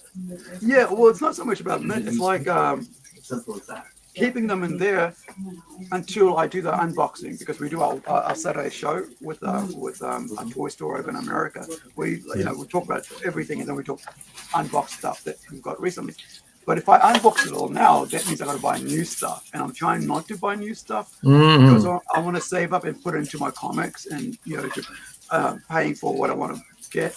And so talking about that, one of the things I did this week was I backed this really cool trade paperback, like graphic novel, yeah, right? Saw that on stream the other day. Yeah. Wow. Yeah, I liked it. I thought the artwork was amazing, and I was like, well, this is the first one I'll start, backing. I'll get it, because I can't afford the physical because it's going to cost me heaps in freight costs. But I still want to read it, and I still want to support the indie creatives. And so I think it cost about $8 New Zealand for it. Let me just for complete 148, I think you said 148 page. $8 New Zealand, what, $30 postage or something stupid? That's the thing, right? So that's digital, but like if you're going for digital, so it's $30 for a trade paperback, which is like $49 New Zealand, which ends up being another $30 on top. So it's about $70 for postage, right? So I'm going for digital, and if I like it really well, I'll just go ask, maybe next year I'll put some money together and get the single issues or trade paperback, right? Because this is amazing work, like the quality of stuff. Yeah. Talking about quality of work, amazing work and quality of stuff. How's your work going? How's were you able to set up with who was it? Gosh, we were talking about somebody on our Friday night show, Kiwis and Comic Books, with you being at the convention to do some art. Have you set that up yet? Oh, that's Christchurch. Yeah, I haven't done that yet. I must get onto that and book my stall. Right. Because look forward to that one. Yeah, I can't remember the name of it, but Yeah, for those people who don't know, Ross is a caricature artist, right? A cartoonist. So, have you got anything close by you can show what people, anything on hand that you can show what it's like? Yeah, I've got some. Can I share a screen or something? Yeah, that'd be cool. I just have to go and dig around. So, talk amongst yourselves. Right, fellas watching, is there anything, any topic you guys want us to talk about? Oh, I know what I can talk about. Just thought of it. The new Aquaman movie, Aquaman 2, right? Who did not see it failing? Right? Who did not see it being a flop at the movies? I did.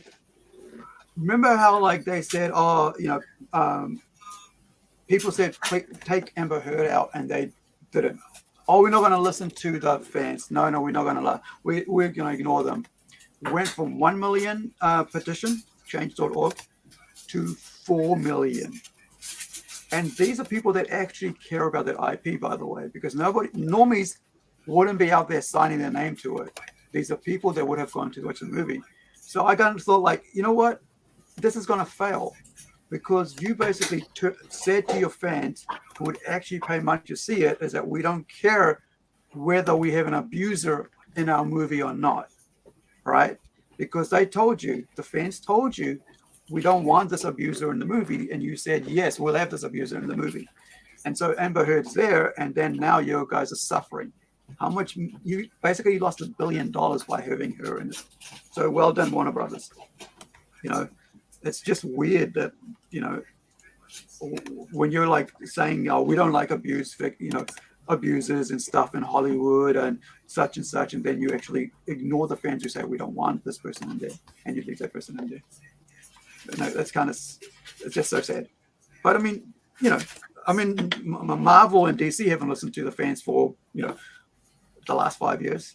So they lost, like, what was it, like about $1 billion lost by not listening to the fans, right? And putting out stuff. How are you going, Ross? Yeah, I've got something here. I'm just trying to work out how do I share the screen? Present. Press present, and then it'll go on to. Hey, Merry Christmas, Niobe. Hey, let me know if you want to come on, bud. I'll send you a link. Oh, the link's already on my Facebook page. I think on my feed or something. You can just grab that and come on. Sweet. Love to have you on, man. Be cool to have Canada on. Represent.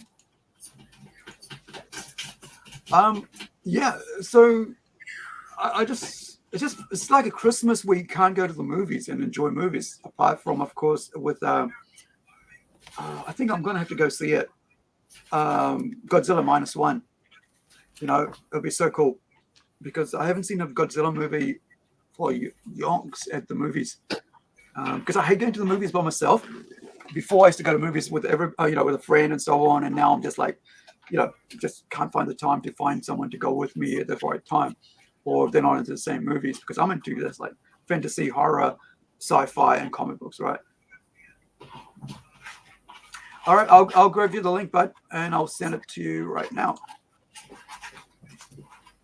You should be able to see my screen now. Is that right? There you go. In chat. Oh, here we go. Perfect. There you go, guys. This is, of course, Ross Payne, our very famous, very talented New Zealand caricature artist. And down the bottom, just go full page. There you go. Perfect. And welcome aboard, Larry. Merry Christmas, gentlemen. Merry Christmas, sir. How are you doing, dude? Good. I'm a little hungover from Christmas cheer, from the night before. Yeah. So I'm not going to be on here for a long time, but that's cool. Just for a few minutes, hang out, see what's going on. But yeah, Christmas was good. I went out with friends last night, little Christmas Eve party. I know you are in the future, Aru, so Yeah. Yeah, it's Boxing Day here for us. It's Boxing Day. December. This is it, brother. But I got Call of Duty, Modern Warfare 3, so I'm going to war tonight, Aru. Nice. I'm going to war.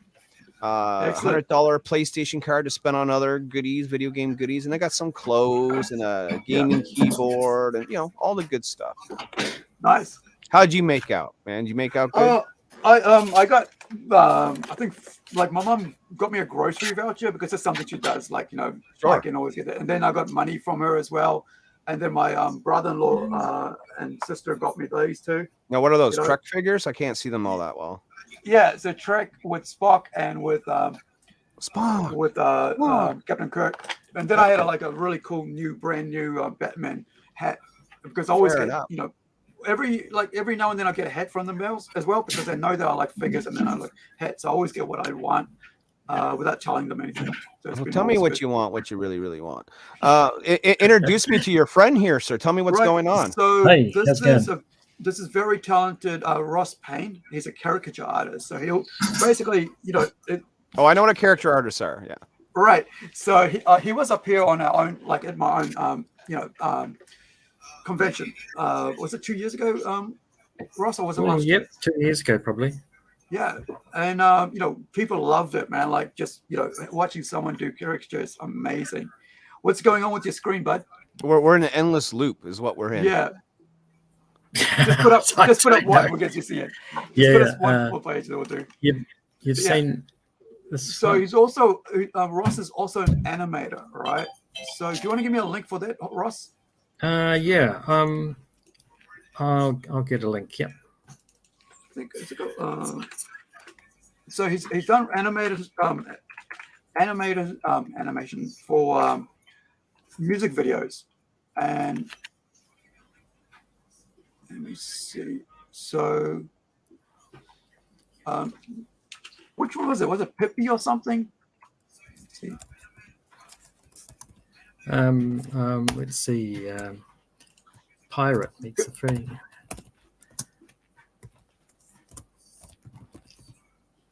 Pirate Wetara or something like that, wasn't it? Some interesting name by those folks. Animation. Let me see if I can find it.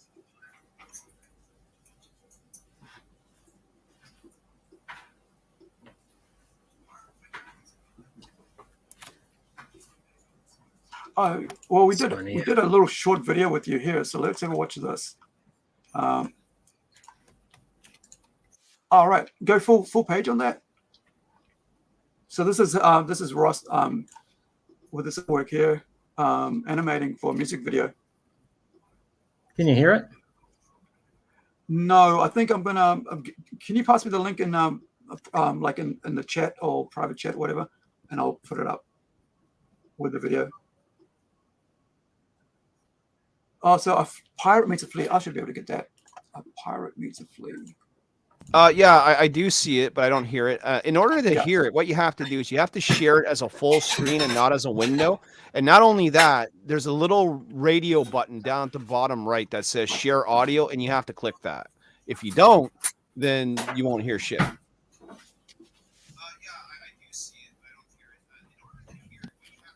So you would have to close out the screen, reshare, click share, not share window, but share full screen.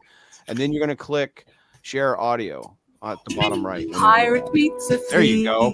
Aha! He says, There's a flea. Now flee me gone. Don't bother me.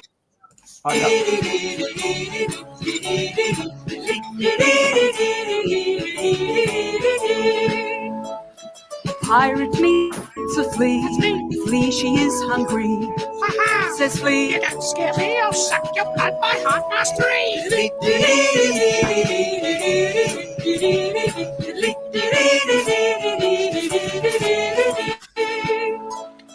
pirate meets a flea.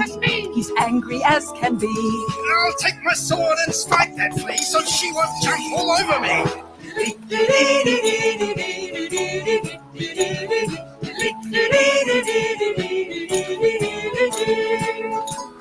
The flea was quick, the pirate slow.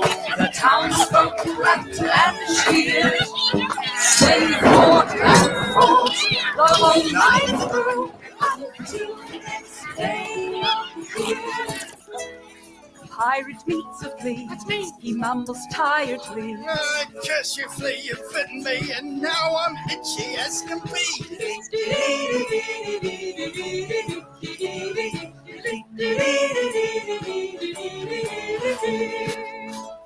A pirate meets a flea. So, how many frames for this for the animation did you use for this? Oh, well, it's about 2.5 minutes long, but the drawings is I didn't count the drawings. I lost count. I was usually working on threes, which is kind of one drawing every 3 frames. Right. That makes sense. And but there's a lot of There's repeating 24 and frames. cycles. So there's 24 frames, and then a at second. threes there's 60 odd images. Yeah. Well, yeah, it depends on how many layers there are, how much it's cycled, stuff like that. Sometimes there's 20, 30 layers, but they're all doing cycles or something like that. And sometimes there's 2 layers, but it's constant animation that is not cycled at all from the beginning to the end type thing. So, yeah, I have to work out an average drawings per second or something, but it's probably something like 10, 15 drawings per second throughout the whole thing. Right. Yeah, I was looking at Niobe's Larry's his when he has his when he goes live, he has his character, his comic book character, Niobe, headbanging and little animations he does there, and I'm like, always think that looks pretty cool. I'd love to have something like that with Incredi-Girl or one of the other characters. Make, oh man, yeah, those were made for me by a fan that he just like, here, I saw you're using these anime gifs here, but I've reskinned them for you and I made them all look like Niobe and Merry Christmas, basically. That's nice. That's pretty cool. I mean, I would have never known how to do any of that myself. You know what I mean? Like, yeah. I mean, like when I see that, I was like, oh, I wonder if I can get Ross to do that. It was like, oh, how much it's going to cost. But that's something I can look at this year. I'll save up some money and I'll go, it'd be really cool to have something, like a 15-second, 10-second, or 5-second, whatever it is. That's something really cool, like she's flying, or and or just something just that's a bit more than just that I can use all the time. Like really cool, kind of like actual like a motion comic type situation. Well, as your channel grows, you're going to want to get more and more sort of original material that brands you. You know what I mean? Right. Yeah. Like you don't want to be stealing things from other people, right? You want it all to be plunge cast with plunge cast graphics and plunge cast lettering, and you know what I'm saying? Like, yeah, because you want to brand yourself, right? You want to be out here. You want to be out here, like actually creating something that's original, and that's why I thought, like, if I have her flying and doing what she does, like, that whole idea where I just thought of it now, where you have Superman, right? Flying, and you got then he comes and sits down and there's a cat up in the friggin' tree and he goes, here you go, little boy, little girl, something like that. It's kind of those little homage things. You can get quite smart with how you use it. Like cycles are a big thing to kind of keep the drawing count down, and so that you've got kind of length of and quality, but length and using animated cycles rather than one-off drawings that you use before something else. It's one way to do it. Is he thinking like how you can like so it becomes a loop, right? And so it just keeps going on rather than just being like stops and there's cuts and there's something new comes on.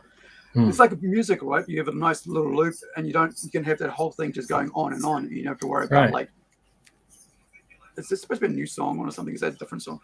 I noticed that a lot in games when they do that. It's like a clean loop. It's just like nice little, just continuing on without any sort of sharp cuts.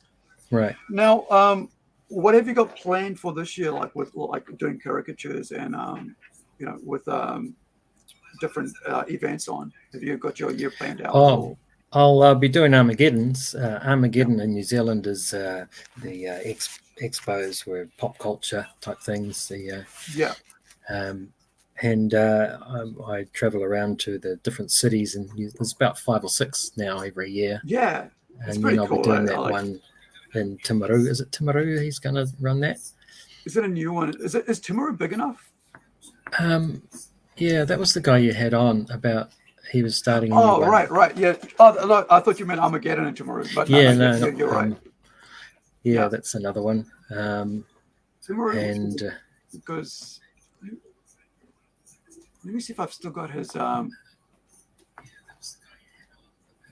think I should have his. yeah, so I think that's about the only other pop culture one that's on, unless you're doing a plunge. And there's another one in Whangarei there, isn't there? Yeah, there's another one. I'm not sure if they're going to do it again this year. But like, we're not doing Punch this year. I'm taking a whole year off and just concentrating on this and on comic books because I needed a break after 5 years. It's going hard out. I was like, oh, you know, I need a holiday, and I haven't taken a holiday in 5 years. So I was like, I'll just shut down and just have a break and get refreshed, save up money because it always costs a lot doing it. And so I thought I'd just spend, save up money. Trying to figure out what I want going into next year because next year is 2025, right? Or the 2025, I mean, not this 24. I mean, 2025 is when we're looking coming in. And even if we do that, like, I mean, if we've got new people coming up and do their own thing, is there a need for me to do it, right? And if I do it, how different do I do it? Because I don't want to do the same thing. I get bored so easily, having the same thing over and over again. You want to have the core things, but you want to have something more interesting as well. Because even fans or even guests get bored with the same thing. You want something exciting for people. And I'm not sure what I'm going to bring in, but I want something interesting. But I mean, if Armageddon's going to because was it 5 places they've got you this year? Did you mean like? Yeah, 5. There's 2 in Auckland, 1 in Tauranga, 1 in Palmerston North, Wellington, Christchurch. Right. Let me see what they've got.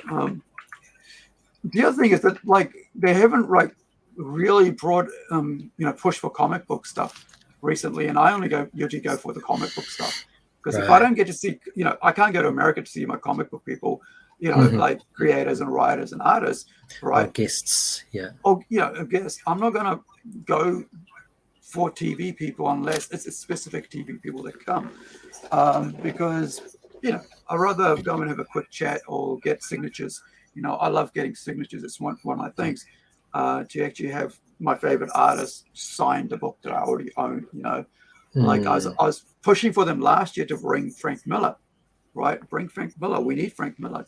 See if you can bring Garth Ennis, right? You got a writer and you got an artist, big names. And you've got like friggin' 30 odd years of these guys in the industry.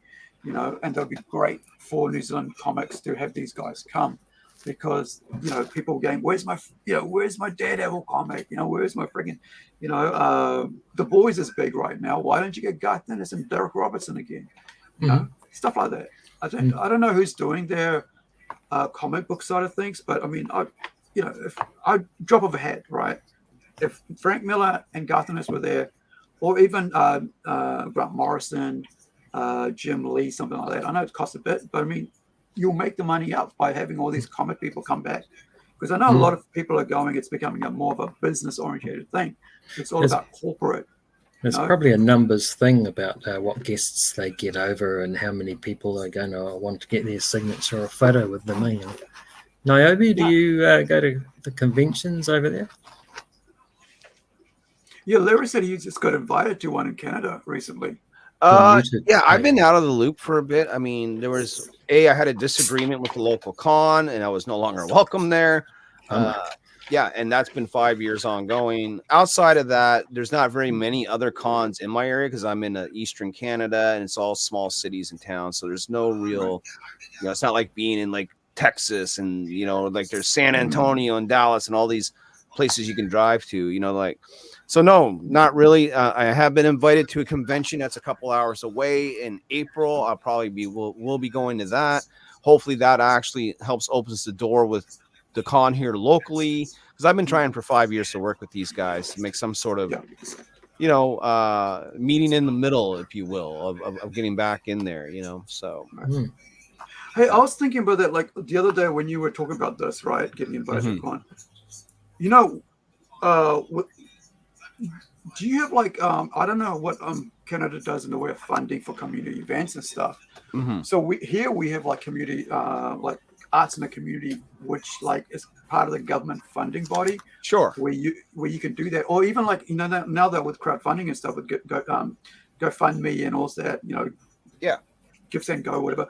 Have you thought about getting together with other Canadians or friends of yours and going, hey, you know what, we should put up a little event on like we did ourselves? We've done that. We've done it. We've done a thing called Geek Fest. Right. Awesome, 7 years ago. It was just like a 1-day event. We rented like a fucking bingo hall basically and set up a bunch of tables and it was fun, but we really couldn't get anyone big to come because again, we didn't have the money. It wasn't really a profit thing. It was just like, it's something fun to do. The city will, if you apply for it, you can get like, a city grant or a government grant for your event. Right. But in most cases, these events are not publicly funded because they're not public events. They are private events. And a private event can say, we don't want you here for whatever reason. And they kind of like to have that power. Where if you are sort of like being funded by the city, that's a little bit harder to defend because now it's like, well, you're not necessarily a private event anymore because you're being publicly funded for the citizens of said community, Right. I wonder, like, if like say about, I don't know, 30 or 20 people get together and say, well, we're going to put this much in, $100 in each, and we'll pay for the hall for about 5 hours, which is what we do. We just basically, hire out the hall for 5 hours, but usually it's about from 8 o'clock because it takes friggin' 3 hours just to set up. And then we finish by 5. So in there about 8 and finish by 5 hours of, 12, 11 o'clock till 5 o'clock with the event on. And it's not always like very, feasible. Like financially, it's not always everybody makes money. And, which is kind of sad sometimes because you don't know what's going to work and what's not going to work. But I was just wondering, like, with everybody's sort of like the, with the indie comics thing, getting bigger and bigger and with the funding and crowdfunding and stuff, planning it like a year in advance and saying we're going to get together and we're going to do this event. And now we've got our crowdfunding is finished. We'll take some of that and we'll get a whole bunch of like published comics and we're going to have an event on. I think something like, which is kind of different for us here because we're so spread out as creatives. Whereas like in, overseas with American stuff, there's so many creators. You can, I think it'll be more easier, but the hard part is networking, right? And who do you go with? It's kind of the tough thing is who's willing to put their 100% in, because that's what it really comes down to. And whether you turn it into a business, and like that's what we had to go when we went in to do Plunge. I was like, business, right? Plunge Enterprises is a business. And so, whatever bullet we bite the bullet as a business, right? So whatever money I save up, it goes back into the business, and taxes, write-offs, and whatever they do, it's a business. And so under that, we get to do a whole lot of different things. But we also are able to apply, but not always, community grants. And now it's like, sometimes, there's restrictions to that. It's like when they go, well, how many of this group of people are coming in?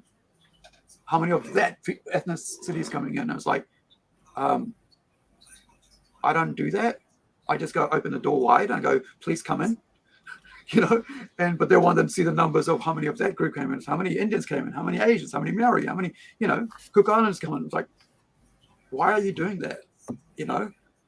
And so, there's all these restrictions they put in front of you because, it's a grant, but like, yeah, it's a grant that the people are giving you to give to people, right? So you shouldn't be restricting anybody. And it just feels weird because you got to go, oh, I'm this ethnicity and so on and so on. And it's like, I hate filling out those forms, man. It's always red tape, brother. Yeah, man. It sucks. Hey, I was going to ask you, since I've got you here, now, digital copies of your comic books, can I buy them direct from you, please?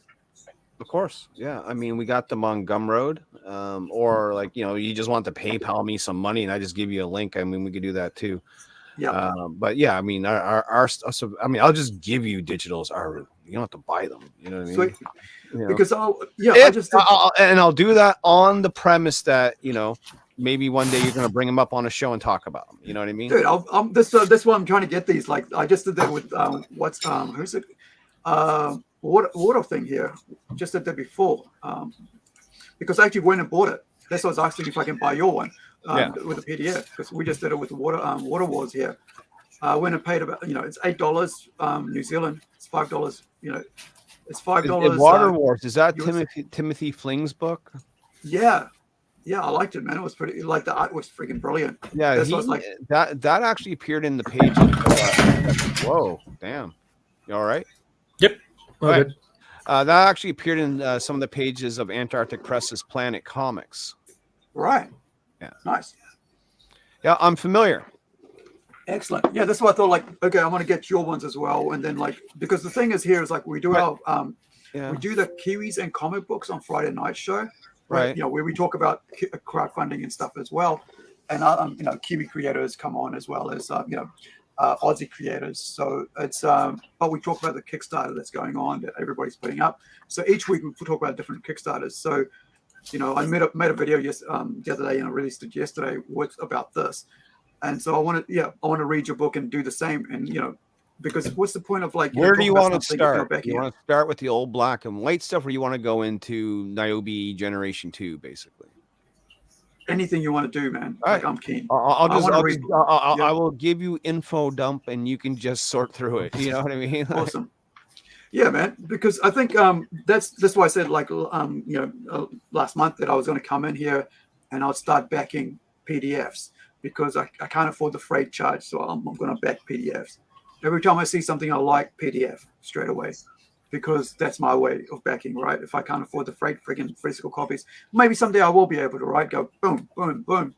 But in the meantime, it's not working for me that way. I'm going to give you a link to a Dropbox. I'm going to send it to your personal Facebook page. That's why I couldn't find the link, because I didn't go to the Plungecast page. I went to your page. You know what I mean? Oh no, there was on my page. It was like on my feed. No, right. not on your personal page. Like as Aru, there was not, right? All right. I had to go and like search, like, does he have a Facebook page for Plungecast itself? And then when I found that, I was able to find the link. Oh, all right. That sort of comes that way, but yeah. I mean, just send me in like in my inbox, bro, in my messenger. That'll be pretty cool. I'm doing it right meow. Now I want to go and have a look at your Niobe comics as well while you're on there, because I know you did it on Indiegogo. Is it Is there a link for Indiegogo live now, or? Yeah, but I mean, I wouldn't worry about it. No, we got 2 backers there, and no one cares. Indiegogo is a waste of time. You know what you should do right now? What we should do right now is talk about what you did with YouTube and your shop on YouTube. So I'm going to bring that up. All right. Well, I'm just sending you a link. So while you get that ready, I'll fire you off a link. So there you go. Boom. So if you go to Niobe Comics right now, you can actually buy comics from Niobe Comics, right? Right. On the channel, like physical. Yeah. Is it physical as well as digital? It's all physical on this. So where do I go? All right. Well, where? Okay. By looking at it, where do you think you would go? Store, right? Correct. Look at that. And then by looking at here, now what do you think you would do? Let's say you're interested in Niobe the trade paperback. I am going to show you what I just did. I clicked on it, and I'm at the store. So it brings you right here, right? And so it's going to give you the price in US dollars. Now I might, change pricing down the road here a little bit. Like I just sort of made a makeshift shop just to see if it could be done, right? Right. Yeah. But let's say you were interested, you would put the quality that you want. I only got 10 of these available, by the way. And then you add it to cart, and then it will take you to a screen where you would put in your payment information. And there are like 100 different ways that they accept payment. This is a Shopify store. So being a Shopify store, they have like PayPal, credit cards, Apple Pay, Google Pay, any sort of pay you can do basically. And then, I get that. And then 2 days later, Niobe's out in the mail, And so every item on this YouTube store or Shopify store, if you will, is strictly physical. I have a different store called Gumroad for digital. Right. So, and I'm going to be adding more products here, like over the next week. I have like 4 long boxes worth of Niobe backstock to go through and upload on here. Wicked. Now YouTube, because it's YouTube, and when YouTube wants to be family friendly, certain covers they won't let me put up because they're too sexy. Yeah. And it's not even that they're nude; it's just for them it's a little bit too sexy. You know what I mean? Yeah, but that doesn't stop them from being on the store. That just stops them from being showcased on the YouTube page. Right. So this is the Gumroad. Correct. So you guys, the links in the chat, or also here, niobecomics.gumroad.com. You can check that out there as well. So this is digital as well, right? This is all digital. Gumroad is all digital. My Shopify is all physical. Wicked. So you go. If you just want to get a PDF for a quick read, you know what I mean? You can do that. Savage Sin, for instance, that's our newest title. That's our love letter, basically to Red Sonja and dark fantasy sort of thing. Yeah. It's awesome art, man. I love Red Sonja. Like I was saying saying before, before, there might even be some preview pages down there. Maybe. No, maybe not. Okay.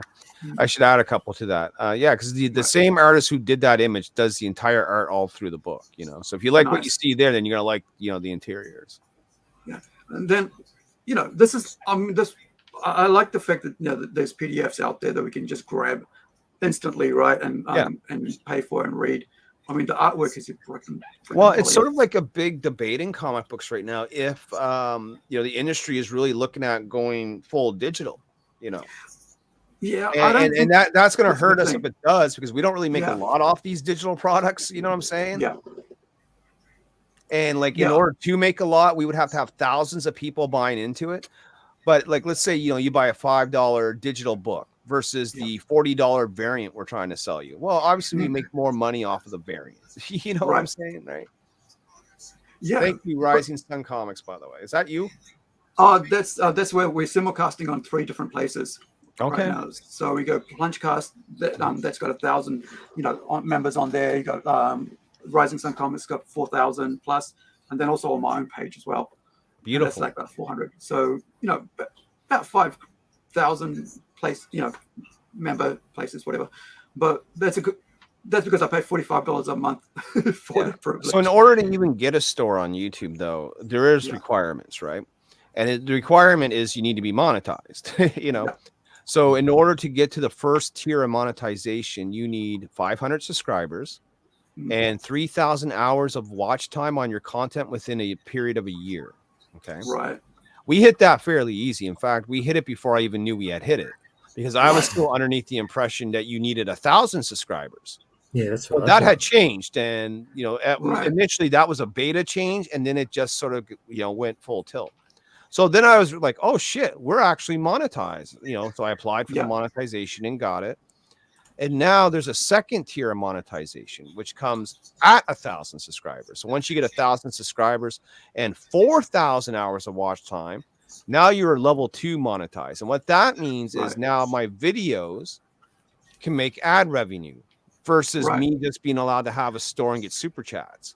Because that's what the first tier does. The first tier allows you to get super chats on a live broadcast, okay? And super stickers and shit like that. But it also allows you to run a store if you have a Shopify account or a Spring account, Yeah. And the store is just a really basic store. It runs me $7 a month to have it. You know what I mean? Okay. So if I sell like 1 or 2 books, the store is covered, Yeah. Nice. But by having it up there, you're getting a lot of promotions, right? So every time somebody goes to your the more site, my YouTube channel grows, the more the store is going to, be prevalent. Okay. As you can see there, we got 992 subscribers. We just need 8 more to get to that second level of monetization. And when we do, I've already got the watch hours for it. So now, like when I do my, 10-minute, pre-recorded videos, as long as I'm not using copyrighted music or something to that effect, they all potentially can make money. Even if they don't get thousands and thousands of views, the fact that they're still sitting out there and people click on them, they will eventually add up. YouTube pays you out when you reach $100, okay? Right. And they'll pay out monthly. I'm $11 shy of my first $100 payout, and I've only been monetized for 2 or 3 weeks. Right. And that's just through super chats alone. Okay. Yeah. So once I get $11 more of super chats, which hopefully I will get tonight, someone's feeling the Christmas spirit. And then I can get my very first ever payout from YouTube, and I'll make a whole video on that. Like, look, guys, it is possible. It You can works. do it, It's you know? possible. Make Yeah. it work, you know? Yeah. I remember will when be live tonight for your viewers out there. If you you want to check in on what's going on, what's going to happen tonight is and basically, Ross, if you ever want to come on and promote, I love having people just come on, bro. Right? So come on the show, cool. and we promote you. We talk about what you're working on. If it's comic books, even better, right? Yeah. And then we do the deep dive. Tonight, we're going to be going over Tyler Carpenter's latest attack on him by actual fandom, calling him a so-called chud. So we're going to do the deep dive to see why that happened. And then go ahead. Carry on. No, I was gonna say that I did respond to one of Tyler's posts on what was it, like draw and comics? Talk. Yeah, it's Draw and Talk Draw and Talk on YouTube. Yeah. So some guy came at Tyler. I just saw this today. I'm just like, Tyler is not what you think he is. Like, the guy's going on like he's a Comicsgate guy and this and that. I'm like, if you know anything about Tyler, you're completely wrong. Tyler's just a normal dude that just wants to make comic books. He's not really in this war that people really want to keep pushing, right? Yeah. But because Tyler happened to agree with someone on the opposite side of this particular person, all of a sudden now he's been vilified. Okay. So we're going to look at that. Then we're going to look at 2 review videos that were done on Niobe that were just recorded over the weekend by 2 different parties, right? So it'll be interesting to see what they say about my book. And then, because it's going to be low-key in gaming, me and Max DeVille, we're going to take on the punks of the internet. We're going to be Christmas noobs as we play Call of Duty Modern Warfare 3 that I just got today. Right. So talking about Tyler, I saw this on Twitter because I went up to there to let people know that we're going to do this. Mm-hmm. So is this the situation you're talking about here? Tyler says kind of, but no. But we'll go over this anyway. We can talk about it.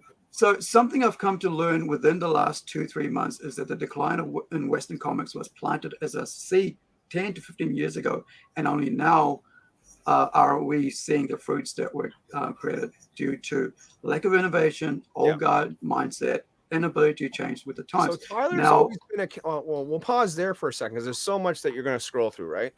I'm just going to show you what I responded with. And I always get this wrong. How does this go here? Where are they supposed to tell me? Is it at the bottom? Here we go. There we go. So 2014 is when it all started going downhill, in my honest opinion. So DC Comics, and we talked about this before, right? Convergence, crossover. But you guys are talking about 2 completely different things. Yeah, I think you didn't catch on to what this is all about at all. All right, give us a go. So Eric Larson, that's why Eric Larson's in the photo, came out with a statement about a week ago explaining why there's a decline in comics. And he gave his thoughts on if comics went all digital or became all trade paperbacks. Like, basically, Tyler's whole argument was, let's get rid of the floppy, right? Let's get rid of the traditional 24-page comic book that you would buy at the local comic book store. Okay. Eric Larson says, well, you can't do that because if you do, then these trades don't get made because that's how the trades are paid for, is by the sales of these individual units of floppies. Well, Tyler disagreed with old Eric Larson here and made this tweet. Okay. Tyler has always been a guy who's he's a younger cat. He's 29, 30 years old. And I'm, so I got 20 years on him. You know what I'm saying? But Tyler wants to see the world become digitalized.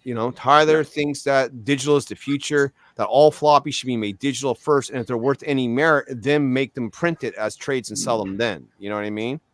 Tyler's also got underneath the belief of webtoons, that Marvel and DC should just do a bunch of webtoons and offer them out for free, because in Tyler's mind, and he's not even wrong on this, in Tyler's mind, everyone is on their tablets and on their phones. And I am in a car last night coming home from this Christmas party that I was at, and the girl driving me home, her 2 kids are in the back, and guess what they're doing? One's on a phone, one's on a tablet. We're talking comics, right? Because her husband is, he's in the printing business. He works for a major printer here in Canada. So I'm talking about the possibility maybe getting my books printed through them, right? Yeah. And these kids, I'm talking Spider-Man, Batman shit. They don't bat an eye. Okay. The second the word manga comes out of my mouth, both of the little heads fucking pop up, right? Yeah. And now they're into the conversation. You know what I mean? Yep. So there's clearly things that interest the younger generation that, you know, the newer, you know, that they don't care about comic books per se, but they like manga. They don't want a $5 floppy, but they want to scroll through something on their phone. I even asked them, like I said, what do you guys watch for YouTube? You know, and one girl says, I don't watch YouTube. And I said, well, what do you watch? She says, TikTok. Right. And only TikTok, right? Now the boy, he says, yeah, I watch YouTube. And I said, well, who do you like? And he gave me a couple names that I can't remember. I said, well, what about Mr. Beast? And they both laughed at me and said, no one watches him anymore. You know what I'm saying? Like, so they got their whole little fucking little vibe going on, you know, just like we would have been when we were teenagers, and mom and dad don't know what's cool, only we know what's cool, sort of thing, right? And because we are now curators, but we need to tap into what they think is cool in order to get the next generation to buy our stuff. But they don't care because they look at comic books and floppies as something that's in the attic that their grandpa has. The way that we would look at fucking 8-tracks. You know what I mean? Like, and so that's the problem that's got to, you know, get fixed somehow, you know? And I don't know if we can fix it because we're so tied to these devices. I literally have a phone that I never turn on. It was in my pocket all last night. I never looked at it once. I got it there in case we got ran off the road and I need to make a call. You know what I mean? But I wasn't born into that vibe, right? I saw technology as it sort of evolved. I remember a time before the internet. Hell, I remember a time before you had, you know, ATM machines to go get your money, and you would have to go wait in the bank for a teller during business hours, you know, to take out $10. You know what I'm saying? Like, so I never got spoiled in that regard. But these kids today, man, they're literally born. They come out of the womb and they got a fucking phone in their hand, or at least a phone shoved in their face. You know? Yeah. Ooh, you know. Click, click. Yeah. I remember like my nephew, right? It was basically now he's got a tablet.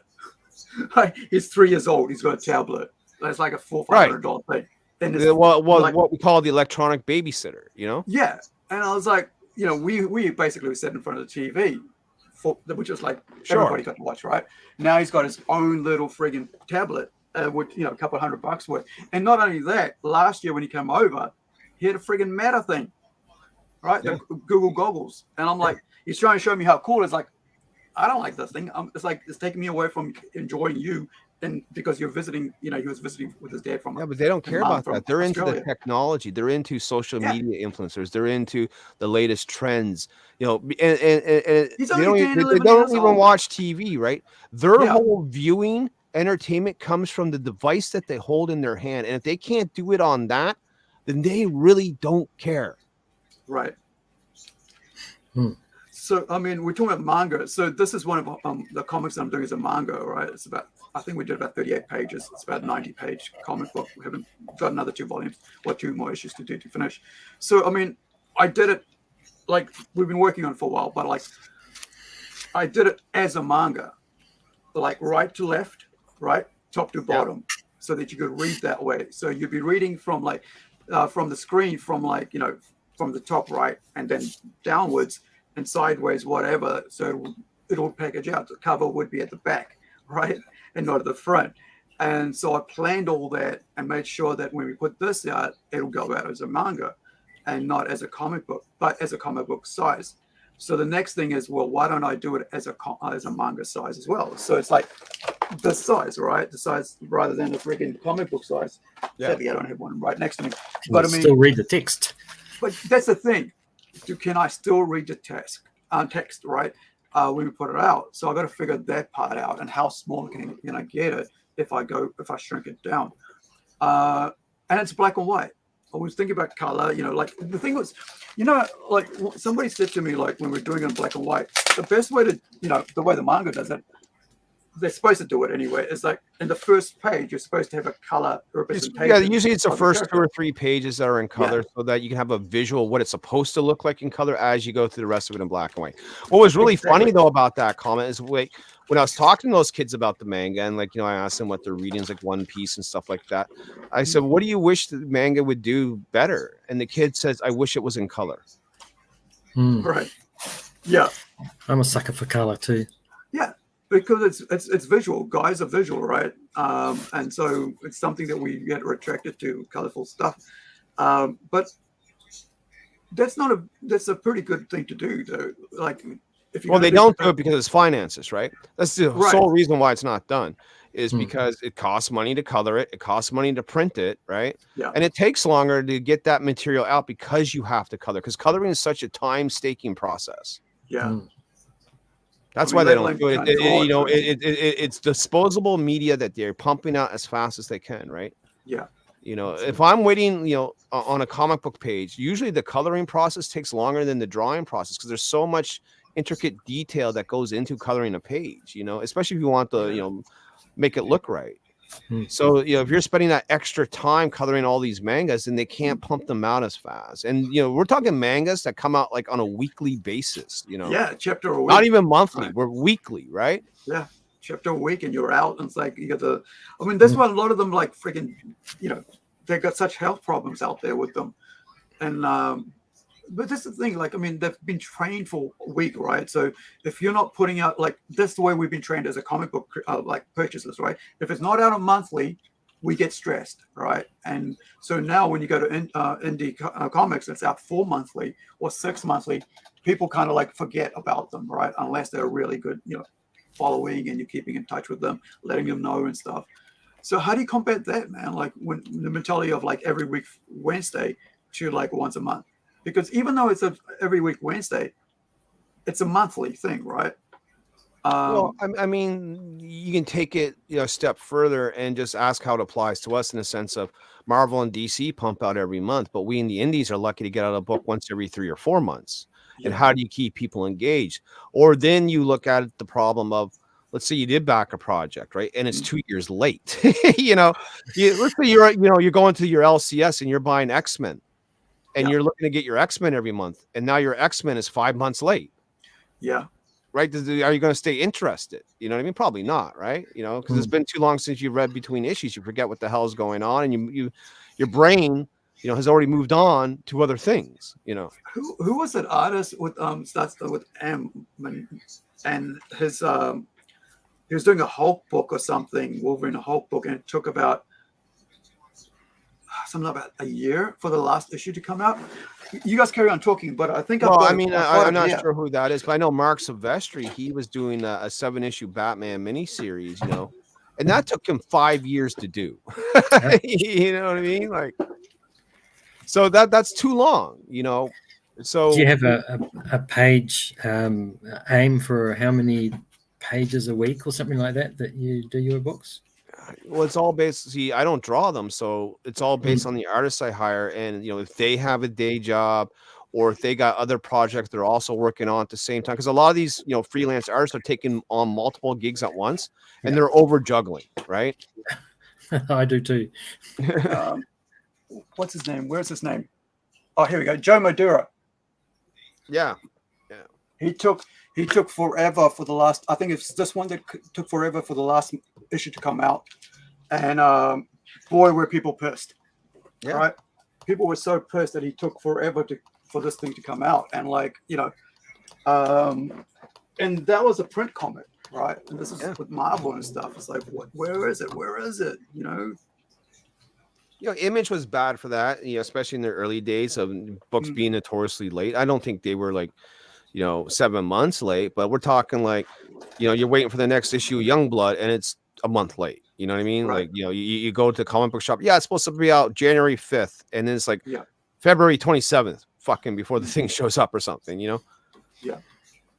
And that pisses off readers, especially when they go in for that, you know, that fix, right? That, you know, he's like, you know, you want that shot of heroin every Wednesday, you know, and then you get there and it's not there. You're kind of a little pissed off. You know what I mean? Like, the other side of it is the money, that you've already put the money down for it and you expect it to come. Because if you didn't put the money for it, if you already knew, you could put the money on something else and you got your fix anyway. Well, the idea about a pull list especially is that most comic book shops say, you know, you got to give them 2 months before you can cancel, because they have to order shit 2 months in advance, right? Yeah. So you're committed. You know, if you didn't have a pull box, then you can just literally go in the store and pick off the shelf. But there's no guarantee that those books are going to be held for you, and there's no guarantee what kind of those conditions those books are going to be when you get them off the shelf, right? Yeah. Like my shop knows I like things in the best condition possible, you know? Yeah. So they're not going to give me a dinged up book if they can avoid it. You know what I mean? But if I'm going off to the shelf without that pull box, I am at the mercy of whatever's been left behind, you know? Yeah. Yeah, my shop was to always bag and bag and bone, right? Yeah. Backing board, bag, every time it arrives, it's that way. And there's got to be no dings on it because he knows I'm a collector. And but the thing, like, as you know, when I had my comic shop, like you had to pay advance 2 months as well. So you're putting out your income for 2 months in advance for those comics. And so you're like, hopefully the comics that are on the shelves are going to sell. Otherwise, you're screwed. And, you know, so when you've got bad comics, they're not selling, and you're like biting your nails going, am I going to be able to cover myself this month? Because my 2 months worth of money's already gone out, right? For these books from the publisher.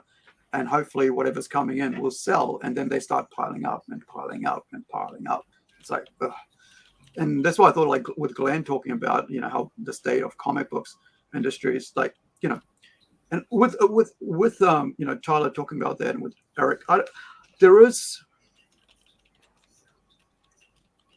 it's easier if you're in the same country to get the physical, right?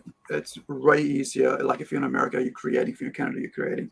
I mean, I think across the border, I mean, it's cheaper to send across, right, from like Canada to America and America to friggin' Mexico. But if it's going across the sea, like we're just looking at it, it's going to cost about $30 for a trade paperback to get over here, you know, and everything becomes double. But I kind of wish that, like, all trade paper books, you know, there was a deal that like all indie comics could get a deal with whoever's out there as a publisher to go, hey, we'll take your trade paperback, right? And we'll put them into stores, we'll put them into libraries, we'll put them into schools. At least that way you've got an income coming in for a complete paper book or trade paperback, right? So you've got a complete freaking hardcover or whatever on the shelf. And that allows you to get into people's eyes and hands that may never hear about your comic, because now it's, you know, that's why I'm always like thinking like trade paperbacks, how do I get into schools, right? I get my 4 copies out, I get a trade, and I go out there, Scholastics, you know, whatever, whoever's doing it in New Zealand, and I'll go, hey, I'm keen to get my books into schools. Like this is, you got to make sure that they're children friendly. Then you know that's what I mean? it. Oh no. In New Zealand, you have adult sections. Right, but you said in schools. Oh yeah. Like in libraries, or in public libraries, you can go to an adult section. Graphic novels, we got freaking like shelves and shelves full of them over here in our local one, of like, you know, Alan Moore and up, right, the boys and all that is there. But also you have the children's section, you have like the manga, which is weird because like there's some adult manga there, mature reader manga there, right? But in schools, you know, like mature, maybe like PG-13, teenage plus whatever, that can get away with it, like, you know, where you can like cut people up and nobody gives a shit, right? The moment you show a bit of tit, you know, a cleavage too much and it's already out. So it's not just related to that. It could be violence, it could be language, it could just be mature subject matter in general. Like you're not going to feed a kid a book on abortion, right? No. So like, you know, Niobe Birthright was just that. I did a book on abortion, you know what I'm saying? Right. Like never going to fit in the scholastic sort of vibe. So you really got to be careful with what you're submitting to them, because it's got to be clean as a whistle, man, you know? Yeah, I mean, I just wish there was more opportunities for that. Like, I mean, I'm hoping that, like, you know, the trades would be the way to open our doors into getting comic stores to say, hey, yeah, you have a complete book. We don't have to wait 4 months for another issue to come out. You know, you have a complete book. You know, give us the complete book. Here's a graphic novel. But what do you think with the pricing of the competitiveness between like a monthly floppy at about $10, $12 New Zealand, right, or just about $3-4 US or $5 compared to a graphic novel that's $20 or $30? Do you think people would buy the graphic novel? Well, I think if you're just a reader, you're going to get more bang for your buck, right? The more, you know, it's like buying in bulk. You know, you go to Costco, you can buy a bag of chips at the store, or you can get 20 of them, and you know, the cost per unit is going to be a little bit lower because you bought in bulk, right? So that's what a trade paperback is. It's like buying floppies, but you're getting them in bulk. The problem is they can't come out fast enough, right? Yeah. Because they're like, you know, 200 pages worth of material. which is made up of 6 or 7 fucking floppies, you know.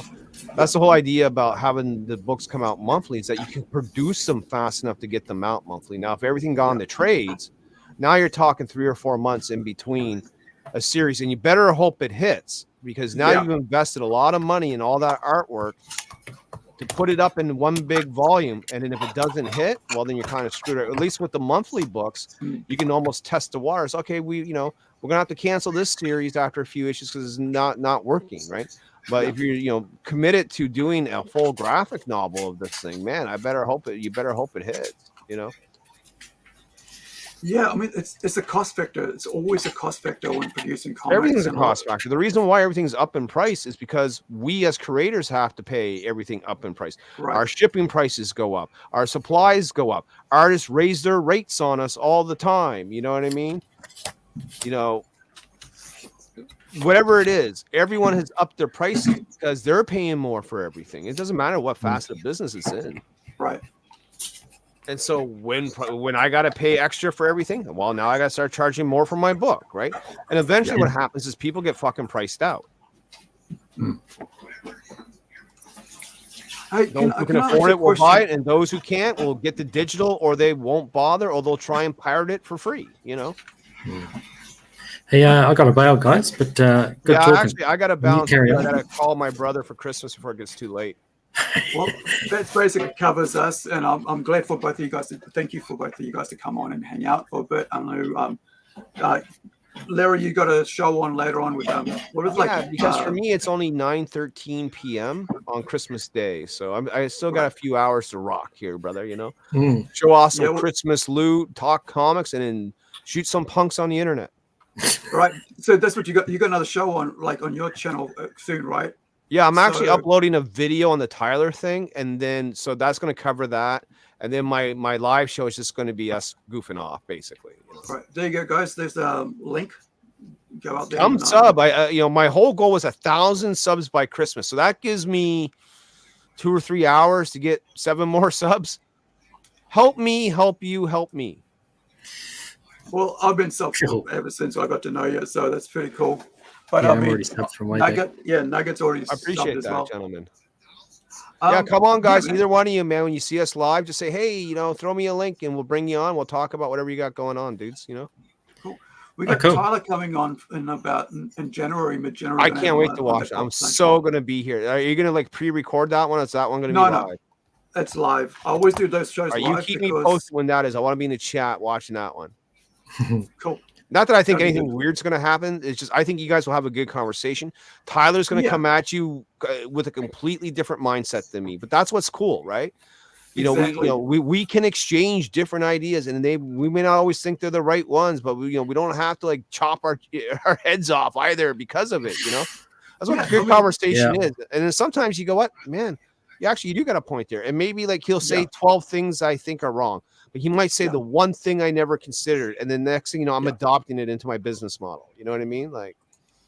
Yeah. Well, I mean, the idea about the whole I forgot to tell you that what was it? The manga colored. That's basically what we were going to do with our one. I was already planning out the colors for that, and just what we're going to put out. And I was let me show you this. So, this is one of the pages we're looking at, just basic colors. It's just as we finish off here, just to figure out if we do our manga and it's going to be colored, right? Yeah. So it's not going to be full on, very Western comic. You're not going to be doing too render, because right now this looks like what we call flats, which is just basic color before you really go into the finer details of it, right? Yeah, and this is what people, it's not going to be anything more than this, because it's basically kind of like an anime thing, right? So it's a cross between an anime and a manga, so because of the color.